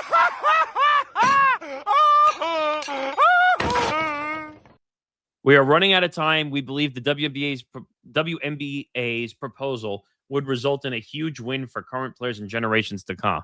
Why the fuck you lying? Why you always lying? Oh my God. Stop you fucking lying. I mean, do I think the WNBPA went a little too hard back on the negotiations? Yes. We need the smudge water. Oh, wait. On strike. We're going on strike. I still don't know what strike means, but we're going on a strike. Yes, Trevor. I think they pushed a little bit too hard back at the WNBA, just slightly. Well, didn't we also say, though, Nick, as well, that we thought that the players would have to go to the table and at least shoot their shot for like 15, 20, 25, 30% of the revenue? I said, let's get to 20% and let's call it a day, because both sides are never going to agree. And they went 7.5% over your threshold. I mean, they can ask for whatever they want. I'm not saying they can't ask for whatever they want, but did you really expect the WNBA, even though they're controlled by the NBA, but neither here nor there. Did anyone expect them to go that high and then the league counters with that malarkey about losing money again? But did you really expect the W to come to the table to, okay, we'll accept your 27.5%? Oh, hell no. Please, give me a break. They weren't willing to go, what was the report last time? They were not willing to go past 10%? Yeah. So what made you think they were going to go to 27.5% of the gross revenue? No way, no how. I mean, there's a whole story here if we want to really dissect it for a minute. Because Yeah, we have got time. until we got plenty of time until 1:50 before we get to press clipping. So we're good here. So, as we said, 27.5% of gross revenue, defined as revenue before deducting expenses. Okay. Over the course of the agreement, including 25% and less than a $9.5 million salary cap in year one. In its previous proposal from December, the union asked for players to receive an average of 31% of gross revenue. So they dropped, I'm trying to do my math, 4.5%? No, 3.5%. 3.5%. Starting at 28% in year one with a roughly $10.5 million salary cap. So they dropped their numbers, and the W is still not going for it. Yeah, they don't seem to be budging on anything, which is just ridiculous to think. On the issue of housing, which has also been a critical point in negotiations, the players proposed that teams continue to provide housing to players in the first several years of the new agreement, but that in later years, teams will no longer be obligated to provide housing for players making close to the maximum salary on multi-year deals and receiving full salary protection. The WNBA teams have been required to provide housing for players since the first CBA was ratified in 1999, and in a previous agreement, which officially expired in January. After 2 extensions, teams could provide housing in the form of a 1-bedroom apartment or a stipend, but the league had not included housing provisions in its proposals before its latest one. This is getting ugly. We might as well just put the 26th season probably on ice at this point. I don't see how we can. By the way, Nick, I'm just updating the banner. So this is how long it's been since Nafisa Collier called out Kathy Engelbert and where we're at today. Has it really been that long? September 30th is when she called out Engelbert in the exit interview after the playoffs ended for Minnesota. I think we did that on playback, if I remember correctly. We did. It was that night I got home from work. We did a hour-long program about what had gone on and then we were going to come back like another week when they were like on the verge of going on strike or walking out and said 30-day extension half an hour before the show started. Just reading some of this. In its proposal from earlier this month, the league made concessions of its own housing and facility standards. The league offered to have players on their applicable minimum salary and those with 0 years of service to be provided a 1-bedroom apartment for the first 3 years of the new deal, and for developmental players to be provided studio apartments. The WNBPA had previously proposed having the cost of housing come out of the player's portion of its revenue sharing system, as well as eliminating the housing stipend. This is getting like ridiculous now. I mean, if you're a fan, like, how are you not, like, pissed off and furious right now with how this whole thing is done? Because right now we're on the verge of losing the 30th anniversary season for the entire league. You know, two new teams would have been joining in Portland and Toronto, and LA, Phoenix, and New York would have, had their 30th season of operation. I think not this year, next year. I'm sorry, getting MLS and WNBA screwed up with anniversary seasons, but they turn 30 within the next 2 years with MLS and the W. But I mean, yeah, Nick, this is day 141 since Collier called out Engelbert after the playoffs came to an end for Minnesota. And I don't think that's going to get any better anytime soon. In a statement provided to ESPN late Tuesday, a WNBA spokesman indicated the union's new proposal would not be enough to move the needle. How? So wait. What? So the WNBPA has made some concessions already. And the league is just not budging on anything. Right. Quote, the Players Association latest proposal remains unrealistic and would cause hundreds of millions of dollars of losses for our teams. The statement said we still need to complete 2 drafts and free agency before the start of training camp, and we're running out of time. We believe the WNBA's proposal will result in a huge win for current players and generations. Of course, that's what the WNBA spokesman's going to say. Nah, I mean, is that PR written or is that AI written, for God's sakes? Holy cow. I mean, that's PR written, no pun intended, for written for the Sounds W. like this. I'm a dumbass. Yeah. Amid the now 16-month negotiation, the league has continually emphasized the importance of business health and sustainability. Oh, really? Really? I'll believe that when I see it. A source familiar with the situation told ESPN the league projects that the WNBPA's new plan will result in losses of $460 million over the lifetime of the agreement. How do you know? Who are you people? How do you know that? Who are you people? Wait a minute. So now the W is pulling a troll, pulling like what the trolls are doing on social media, claiming that they knew what the league was going to lose. Make it make sense to me. ESPN reported in December that the league projected that the union's previous plan would result in $700 million in losses over the course of the agreement, and it would jeopardize the league's financial health. I remember we talked about that. Yeah, but again, though, can somebody please show me the CVS pharmacy receipt that's that's like 6 foot, it's like 6 feet long, and show me in Morganson where it says that there's a negative $700 million by the WNBA at the checkout counter? If that was the case, by the way, and I think the league would have folded by now, for God's sakes. I think Sampson said it during the interview that if this doesn't get figured out, like there could be a legitimate problem with the W going. And forward. I think Sampson was right when he said that. Let's see. The two sides are aligned. Okay, this is interesting. The two sides are aligned on implementing a revenue sharing system. Are you? Are you? Because he's a raw pain in the ass. In which players' salaries grow as both league and team revenues grow. Really? If you are, why won't you accept the deal? Make it make sense to me. Make it make sense to me. But they have not agreed on what precisely that revenue sharing system should look like, with the league continuing to propose one based on net revenue. Well, yeah, sure. You want all the expenses to be gone and then you pay. You don't want it before the expenses because that means more money would come out of your pocket. And the WNBPA continuing to seek one based on gross revenue. What? So, Nick, even despite the fact that there's nothing being accomplished right now by the league, we still have this kind of announcement coming out from teams in the league. Oh, no.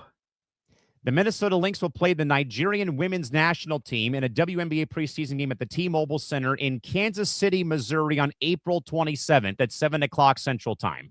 Okay, I'm going to ask you the same question I've asked already. I don't have an answer for you but why, though, are we still doing this sort of stuff?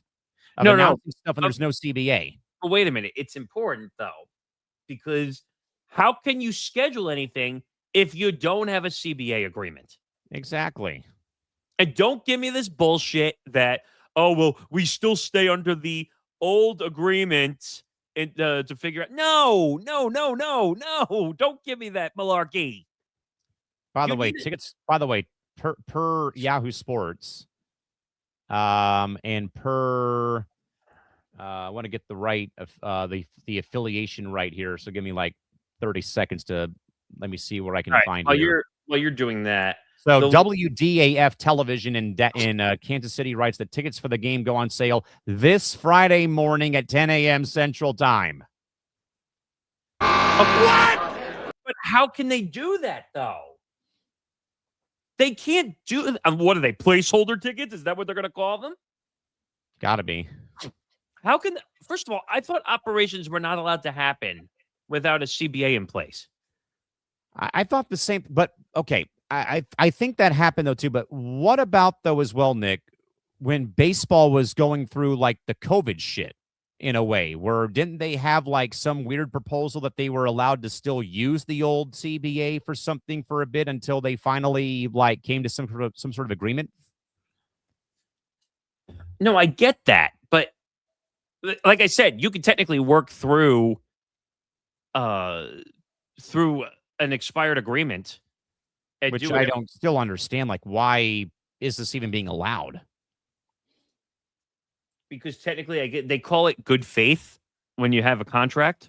Is it really, though, good faith, though, when there's been no progress made in 141 days? Don't misconceive the title for the action, meaning that they call it good faith, meaning you continue to work under your last contract until you figure out the new deal.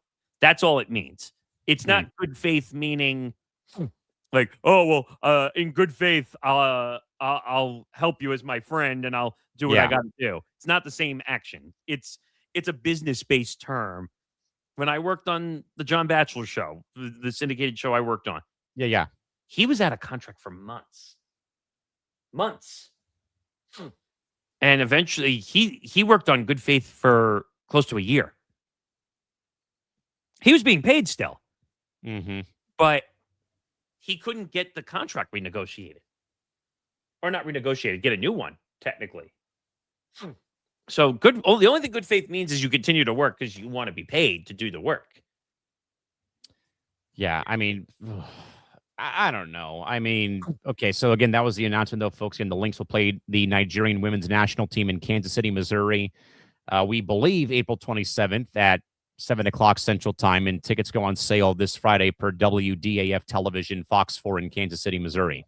I'm going to ignore, this is just my opinion, I'm going to ignore every scheduling announcement they make until there's a CBA in place. Because you know what this is, right? This is Kathy Engelbert and the WNBA front office telling teams, hey, tell your social media teams, if we just keep putting out announcements, we'll put pressure on the WNBPA to come to a deal. Sorry, that's not going to work. The players have been at it for 140 days. Yeah, 141 in total, which is just bonkers to think right now at this rate. This also says the league has proposed that players receive on average over 70% of net revenue, what would amount to less than 15% of gross revenue. Its latest proposal included a $5.65 million salary cap in 2026, up from roughly $1.5 million in 25. I mean, all right, there's some progress there, but that will grow in subsequent years in line with revenue growth. In the WNBA's proposal, maximum salaries, including revenue sharing payouts, would amount to nearly $1.3 million in 2026 and were projected to approach $2 million in 2031. Which is nothing. The Supermax, this drives me crazy. The Supermax in 2025 is $249,000. Jeez. The average player salary, including revenue sharing, was projected to reach $540,000 in 2026 and $780,000 by 2031. We're not even in the millions yet. No. The league said it also has compromised. Oh, this is great. This is a great paragraph. Here we go. They love that word compromise, don't they? They do. The league said it also compromised in other areas, such as adding 2 new developmental roster spots. Oh, so you're being nice and adding more players to the league. Yay. You want a cookie? Oh, wait. And it gets the way they wrote this is better. And it says, including pregnant player trade consent. De'Erica Hamby's lawsuit. Okay, so you wouldn't have done that unless she spoke up. Let's just call a spade a spade. Eliminating marijuana testing. Okay. Brittany Griner's arrest over in Russia. These are all reactions to things that have happened already. These are not concessions. No. Increasing team contributions to players' 401k. See, I didn't even know players got 401ks. Now we know. Adding new team staffing and facility requirements. Again, that helps the owners, not the players. And debuting a recognition payment for current retirees. What does that have to do with the current players now? Absolutely nothing. Charter flight travel is also set to be codified in the new agreement. Oh, so they're finally allowed to fly private? It's not like when, oh, God, why do I forget his Joe name? Tsai and Mark Davis got in trouble because they offered to fly their players. Please tell me that made you laugh back in the day. Oh, it did. Absolutely. I'm like, y'all are not serious about this shit right now if you're doing this crap. Wait a minute. You're penalizing owners for spending money? Oh, yes. But that's the end of that story. But like, this is going to get ugly. Like, so it's already ugly. Oh, we should listen to. Yeah, let's have a listen real quick to Natasha Cloud, who was very much vocal about the ongoing issues. Again, she made some very loud reacted comments on during a unrivaled post-game interview, but now we have more from Tasha. As soon as Nick can get that pulled up here in just a few minutes here, or a second, I should say, as we get near the end of the road on this Wednesday and to the end of another episode of Press Row. We will again be back with you folks next Wednesday back here at 11 a.m. Pacific, 2 p.m. Eastern, right back here on ETB across YouTube and Twitter here today. But again, day 141 since Nafisa Collier called out Kathy Engelbert during the ending of the postseason for the Minnesota Lynx after she was injured on a play. And furthermore, that led to where we're at now since the call out and no progress made on the home fronts whatsoever regarding the WNBA lockout, that we are now at 141 days since that call out did take place, following the conclusion of the WNBA season for Fee and the Minnesota Lynx. Looks like Twitter's having issues again. Not again. No, not with us. I'm just saying, like, it looks like Twitter might be down. Because I can't see any tweets whatsoever. Great. I tried.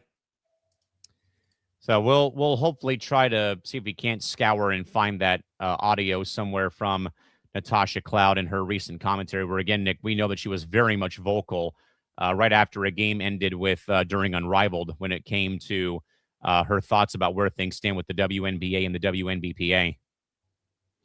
Because I think it was a TikTok video, right? I believe so, yes. I'm looking on her TikTok just to see if it's possibly up here. I don't think that's it. Because I was like, I thought maybe the Twitter link was broken. But now I can't seem to find it anywhere. It was good audio, too. She was totally crapping all over Kathy and everything. Pretty much. Elon, fix your shit. Christy. Oh, that's great.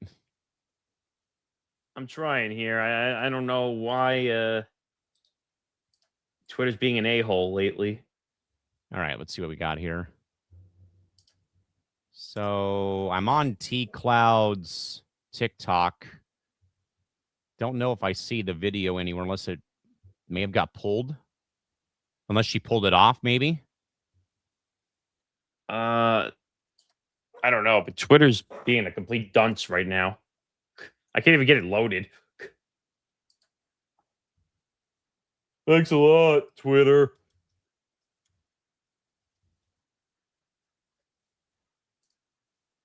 looking to see if it's Yeah, possible. I'm wondering, though, if maybe she pulled the video for some reason. I do not see it anywhere right now at this rate.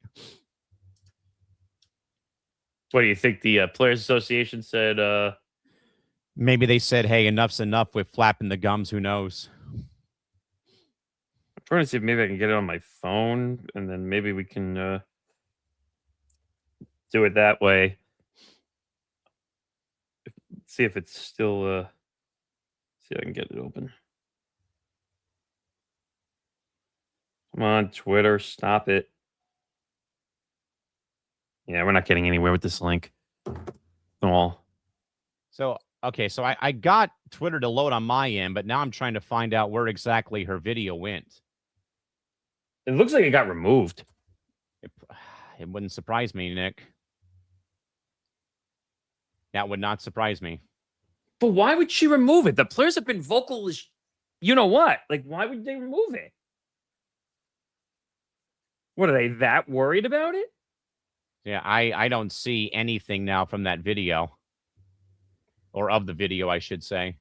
I just remember it being a vocal video, like big time. Like, yeah, her last tweets apparently, Nick, were in November of last year. Well, it wasn't her tweet. Like, someone else posted it. But I can't get to the link because Twitter's like acting up currently right now. On the desktop, it's acting up currently. So even if I wanted to get to Twitter right now, like we're having issues here. Should we just go to press clippings and get the show done? Let's see. Okay, it looks like I found the video finally. Give me a second. Where'd you find it? Via somebody who has it. It's a 6-minute long video. Yeah, that's it. Yep. So give me like 5 seconds here. We do it live, folks. We do it live. Oh, you found it. All right, here we go. Everybody's a free agent this year. We all made sure that when we signed our last contracts that they ended with 2025 because we knew that we were coming into a new CBA in 2026. So this year for the WNBA, which is why we're even trying to negotiate even more right now, is because we can't have an expansion draft. We can't have a draft. We can't have anything. We can't have even we can't even have our free agency talks because there's no CBA to even base off of. I can't even go negotiate a contract with any team in the league because we don't know what the cap is. We have no idea. And every time that we keep coming back to the league, there's a new estimate on the overall value of the league that keeps increasing. Stop. So you keep increasing and then keep trying to literally depreciate. That's interesting, right? It is. Every time they keep going back to the negotiating table, the WNBA keeps increasing the value. Every time. How does that make any sense? Makes no sense at all. That reminds me of a certain show name we have on this network. They keep moving the damn goalposts. Yes. So, we came back with a negotiation and, nope, sorry, we think it's bigger. Make it impossible. Continue. Our value, our equity, our finances within the business. It don't make no sense. It don't make no sense. It don't make no sense. And I don't want to hear shit else about our league loses money. Every professional league, every organization loses money somewhere. Literally look at their expenses for the year. You can literally look at the Brooklyn Nets expenses for the 2026 or 2025 season. You can't tell me they're not losing money. You're talking about teams that are flopping in the NBA. I don't want to hear none of that shit. But I will tell you what does happen for owners. Like, I remember in our meeting at All-Star this year, the Seattle owner came up and was like, you don't understand, we lose all this money, X, Y, and Z. And I just, we were like, girl, first of all, you get a write-off because it's a real estate investment for you. So already money off. You rent it out, you sign it, you have signage all over the building. You rent it out for leagues to be played with that you don't think that we know that you're getting excess money on and all the other shit that comes with it. So, what are we talking about? Pause. So, in perspective, Climate Pledge Arena, the home of the Storm, Seattle, Kraken, Seattle U basketball, Seattle Torrent PWHL. Storm. Well, yeah, also all the sponsors and all the. Yes. By the way, that was about as intelligent as I've heard it from a player. Basically saying, look, stop fooling us. We know you have signage all over the building with sponsors. We know you take in concerts and event revenue. You're renting it out to other college teams and other professional teams out there. Like, give me a break. Stop lying to us as players. What are you talking about? So yeah, we'll give you updates on the CBA when we get updates on the CBA. But for 8 months, we have gotten no update. We have gotten no update for the last 8 months from the league. What? So yeah. Yeah, Chelsea Gray made more than her entire W salary for 31 minutes of play in a one-on-one tournament. They keep playing in our faces. That is like, it was like the audacity. Whenever we're at their meetings, it's the audacity for me that, like, this is not, and I don't mean this as no knock, but this is a league full of women that have finished their degrees from some of the most elite colleges in the country. And you're telling us we don't understand basic economics. You're telling the Fisa and Stewie that they don't understand a basic business plan after they started Unrivaled. What? The proof is in the pudding. What are you talking about? What are you talking about? What you talking about? You want to take a huge ass percentage of the whole pot, and then what's left of the pot, we have to split. What the fuck are we talking about? If you're taking this big ass piece of the pot, then why the fuck are we splitting the other side that is ours? Why are we splitting it? Because this is what it looked like. This is what it looked like. This is what they want to give us to split. So essentially this is what they're trying to give us. And I'm not fucking playing with y'all. Like, on everything I love, I can't tell y'all the percentages, but if this is what they're giving us, this is what we're expected to get because we have to split that. Fucking sense does that make? What is it? No, I'll be damned. I will be damned because I've played in this league since 2015. I'm going into year 11. And from the time that I came into this league until now, we have fucking blown the roof off the bitch. We have blown it. We have blown it off the bitch. You could go back a few years ago and be like, nah, we can't give it to you. And we'd be like, we understand because we're not there yet. That's what we did a few years ago. We're not there yet. So we're going to take the fucking short end of the stick. But when we get there, we're not taking the short end of the stick. We're not doing it again. So, yeah. We're going to get into these CBA talks, but we're not backing down. We're not backing down. We're not taking no fucking percentage that y'all would be disgusted if you heard the percentage that they want to give us. Oh. It would actually. And if I didn't sign the NDA, y'all know I'll fucking tell y'all. We can't talk about this shit. I'm going to get fucking sued. But just know. Did I just NDAs? Are you bleeping kidding me, Engelbert? This is bullshit. Whoa, that's a new development. An NDA did not disclose what the salary or what the percentage of the pie is for the players? But the numbers are leaking out. Everything's leaking out, almost. Hold on. Something's not adding up now. Wait a minute. Whoa, wait. Oh. In the words of John McEnroe, you cannot be serious. What just happened? Make it make sense to me. No. Like, NDAs? Are you bleeping kidding me? What?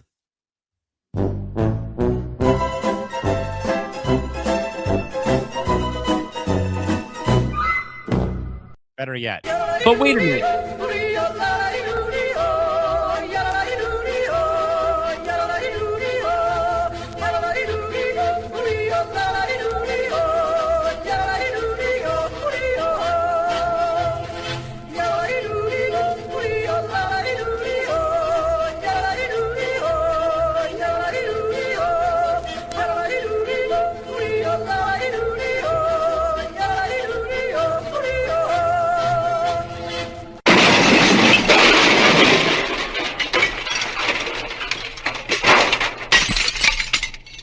mean, you could say the WNBA is completely broken right now. But here's what I don't get. So she just admitted something, or as she says, well, wait, is there more to that video? There's a little more if we want to watch it. Yeah, there's a little. Well, give me your point though first, and I'll put it back up. So that's saying the quiet part out loud, first of all, which she said she was not going to. But can't you get a violation for revealing that there's an NDA, though? You would think, right? But Kathy Engelberg, you bleeping kidding me? NDAs? But you guys and the WNBA front office can go and say bleep you to all the players. Look at all the failure. No, but you understand what I'm saying? Like, they can go around and say, F you. Oh, of course. We'll go around and destroy the player's reputation, say that they're not compromising when the WNBPA is compromising more and the W is not willing to compromise at all whatsoever. Really? Now I understand why the players are pissed off at Kathy Engelberg even more. I mean, and us as fans are pissed off too because we're going to be probably losing a damn season. But we were... Whoa. No, go ahead. Go ahead. Sorry, wrong button. Go ahead. But I thought originally it was just frustration over the lockout negotiations and the CBA negotiations. No, I think it was this freaking NDAs that had to be signed. Now I understand why the players were talking in a lot of code when they were being interviewed. Who are you people? Because if they said anything, what do you think would have happened? Yeah, let's continue. We got about a minute left of this here. So they want us to split, which means that we get about this. We want this, not this. We want this. And y'all can have all of this, but we just want this. This is all we want. This is all we want. This. My head barely fucking fit in it. This. You feel me? This. Man, it's not just all on Kathy. And that's me telling you. It's not just all on Kathy. We still have to answer to the NBA. So Adam and Kathy, both of them, add Adam to it. What? Add Adam to it. And Nick, we had talked about, though, that Silver may have had to get involved eventually. Well, Silver's already involved. He's already admitted it. During the All-Star Game press conferences, he admitted it. That's a... But holy shit. How much time do we have left here? We got 30 seconds. We're not even asking. Like, people are like, oh, you can't get with that. They get 50%. They get 50% in the NBA. They get 50%. We're not even asking close to that. We're not even asking close to that.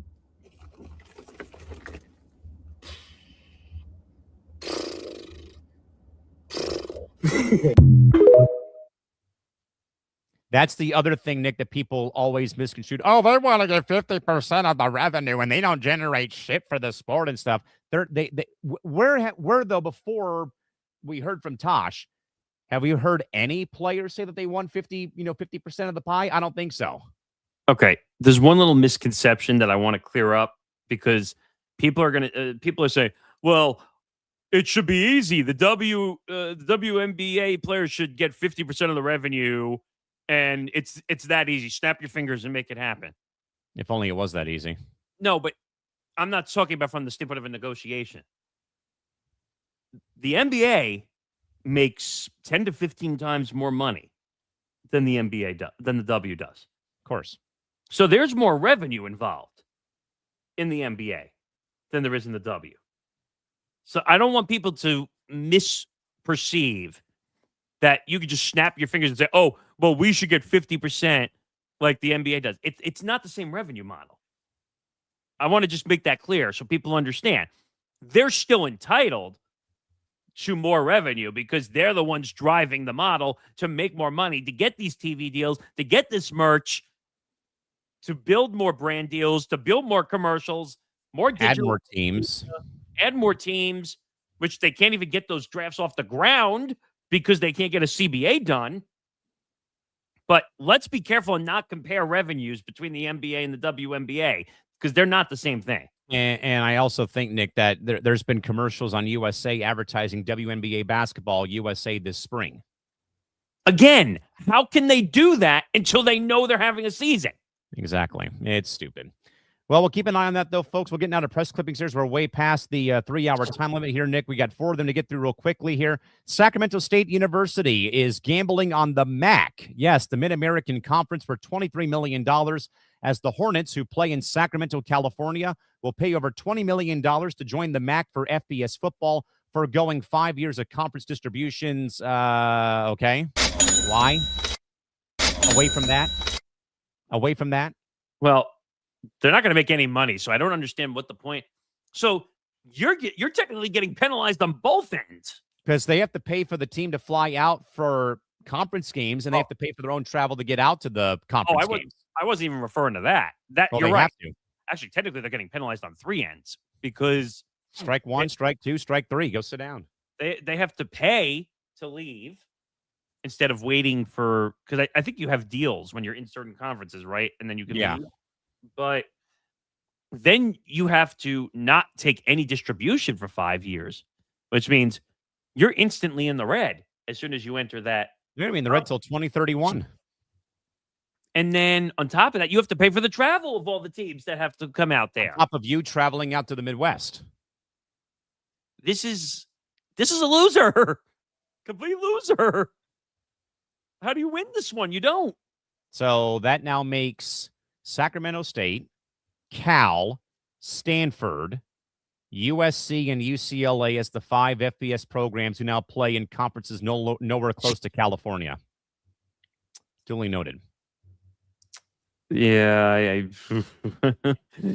Nick, Meta World Peace has claimed now that he cannot travel to Australia due to what he called manipulated edits of the Mouse at the Palace, mainly with the ESPN 30 for 30 documenting the brawl that he talked about on Benchmarks coming up in a few months. This is stupid. Like, you would think that a misdemeanor charge would have dropped by now, right? Or at least been cleared. Yeah. At that point. Now, we all know Meta World Peace is not a perfect person. We know that. Or they say Meta World Peace, the artist formerly known as Ron Artest. Ron Artest. Do I think he deserves to be given opportunities? Of course, I do. That apparently he became friendly with the person after all those years that caused the brawl.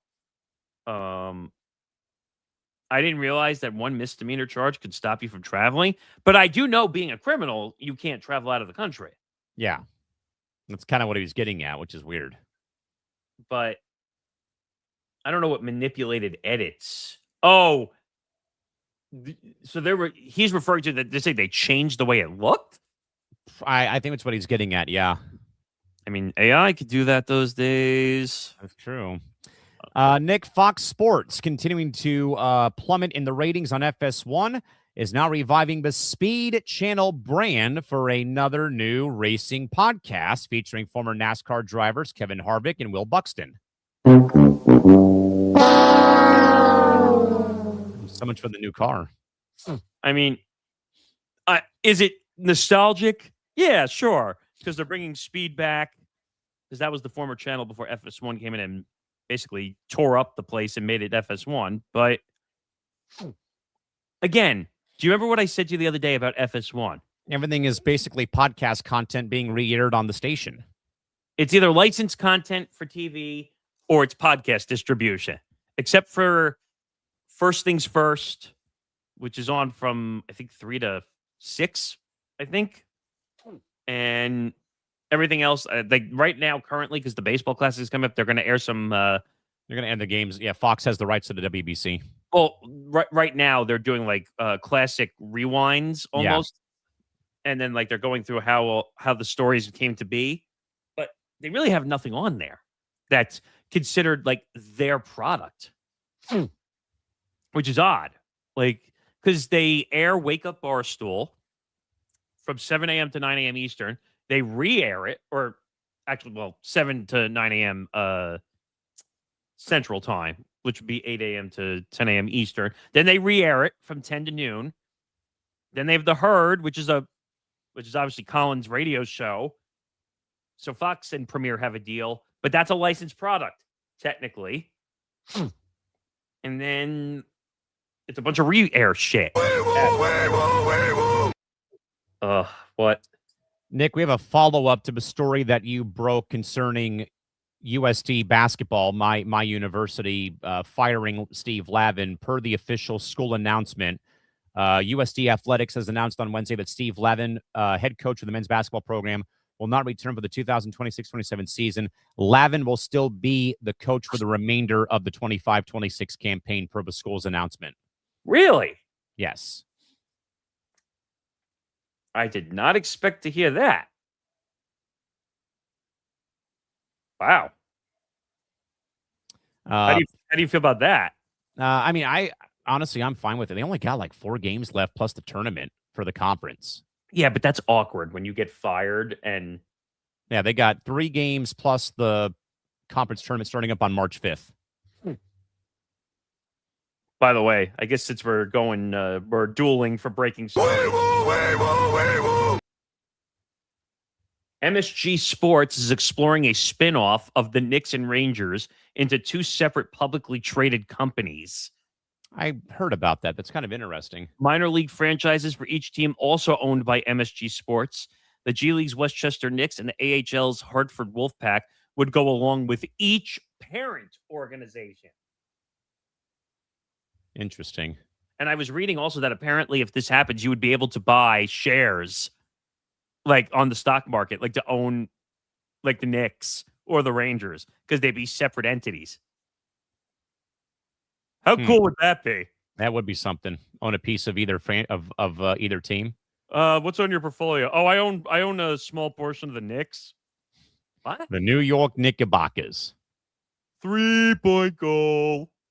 So, yeah, that I wanted to check to see if the school put out an official statement. They have USD's AD and Executive VP of Athletics, Kimya Massey, wrote in part, mainly Nick, and I've been saying this for a long time, as the Division I college basketball landscape continues to shift, Steve has always demonstrated a authentic concern for the well-being of our student athletes and supported their growth both academically and in the community. Over his tenure, team has consistently produced strong academic results. We appreciate the contributions and wish him the best in his future endeavors. Again, and furthermore, again, the AD again further said, with college athletics evolving rapidly, this becomes a pivotal moment for the school's basketball program. Strong foundation with the new practice facility, the gym, yeah, so on and so forth. But again, though, Nick, mainly again, this is a moment, as Kimya writes, so this is a moment for us to set our expectations even higher and chart a new course for the program's excellence. Competing in the upper tier of the West Coast Conference and being a regular participant in the tournament should be the expectation for this program. We are committed to providing the leadership, NIL, and revenue-sharing investment and student athlete support necessary to recruit and sustain a roster that makes both USD and the community proud. Which, again, Nick, this has been a very big thing, though, as I have long said, for a program like this university that I happen to work at. These times are crushing programs like this, sadly. That's a good point. And by the way, I forgot to do this one before. But John Fanta, who we both love, is working NBA on NBC. Is going to be doing his first play-by-play appearance for the NBA on NBC. Yes! I love it. He's going to be calling... Was it Wolves Warriors? It's Wolves Blazers. Okay. And it's going to be with rivalry. And it's going to be with Jamal Crawford and Grant Liffman, yes. Who the hell is that? He's the FOS guy or sports media business guy for them. Oh, right. I forgot they hired you know what? I like that. I like that they have a business media person. But should have called us. They should have. It's going to be on Peacock. So I'm assuming it's a Peacock game. Peacock game on Monday, I'm guessing. And it's also going to be on NBC Sports Network. So it will be on TV. Good. Also, even though it's technically a Peacock overflow because of the Olympic game coverage. Well, no, NBCSN now gets all the games. Yeah, okay. So even if you hear a Peacock, what is it, Monday night, whatever they call Welcome to Peacock NBA Monday, presented by Xfinity. So if you have NBCSN, which I think right now is only on YouTube TV, YouTube TV customer over here. The one time it benefits me. Yes. you can actually, the games all go to NBCSN now. So if you have YouTube TV, you're welcome, America. By the way, Nick, off the cuff, you work at a religious-based university when you get the email about Mass at 9 p.m. for Ash Wednesday today, which is what USD is. Fair point. Let's see if there was anything else that we missed. Did we miss anything else? We can skip over the Rubenstein and Epstein crap, because we already talked about the Epstein files last week or 2 weeks ago. God, enough of the Epstein files. Had enough. All right, what's coming up the rest of the week? By the way, thank you. 112 people finally watching. It looks like posting those links and doing the 5-minute countdown. Really, got 101 people on the ETB Network Twitter account watching the show. It's because I didn't do it for the rest of the other accounts. I'm gonna have to do that. Maybe that'll help it going forward. We will get Pete Weber on this show at some point. My life goal. Yes. But no, what's coming up the rest of the week? So MTGP comes out tomorrow. We got Outsiders tomorrow. We'll have some Olympic game coverage in the afternoon tomorrow as well, once they get off the air for about half an hour to catch up on what's going on over in Milan Cortina. Yeah, and then breakdowns Friday. Do we have anything else? Game day on Saturday. Oh yeah, so we have and I think our first off-season edition of Gurus on Sunday morning. Yes, we do. So a lot coming up. Like we said, benchmarks and small market edition, which we still got to get caught up on small market. I think benchmarks is like all the way through May. It feels like at this point. I think now we're finally into March for small market edition, I think. And there's some good ones coming up for that. Hopefully, you're working on some soccer ones too. Yes, we are. And by the way, you're going to hear some new voices finally on benchmarks. Yes. So it doesn't have to be you and I doing them all the time. Oh. But that'll do it for the show. Make sure you join us next week, February 25th, 2 p.m. Eastern, 11 a.m. Pacific. Make sure you follow us on social media at PressRowETB across all social media platforms. We need to do better posting clips from the show. That way people can find stuff. If you missed any of the interviews we've done over the year so far, those are all up on the YouTube channel. We will have the interview with Tom and Zan up in about a day or two as well. So just make sure you stand by for all those. A lot of people still commenting on the Pharrell interview. Yes. That interview will live forever. I'm just going to say that now. Yes. But yeah, everything will be up there. So make sure you check it out. YouTube.com/ETB Network. Like, subscribe, watch. The quicker we do things, the quicker we can monetize, the quicker we can start really punching away at certain things. So anything else to say before we get out of here? I think that's everything. I got to get ready to go to work. Oh, yeah. You don't have to work right after this, right? No, I got time to go and grab a bit of food and then go and get ready to go to the arena about 7:30 Eastern. You don't have to pull a Keith McPherson and no, run out of here. No, not today. Thank God. But that's it, everybody. Have a good week. We will see you next week. We'll probably have more news on the WNBA lockout front by next week. And yeah. So for Cal McClure, I'm Nick Morgeson. We'll be back with more sports media debauchery next week. Debauchery. Yes, I'm ending on a SpongeBob reference. Get over it. We'll see you next week, gang. Have a great day. See you next week, everybody.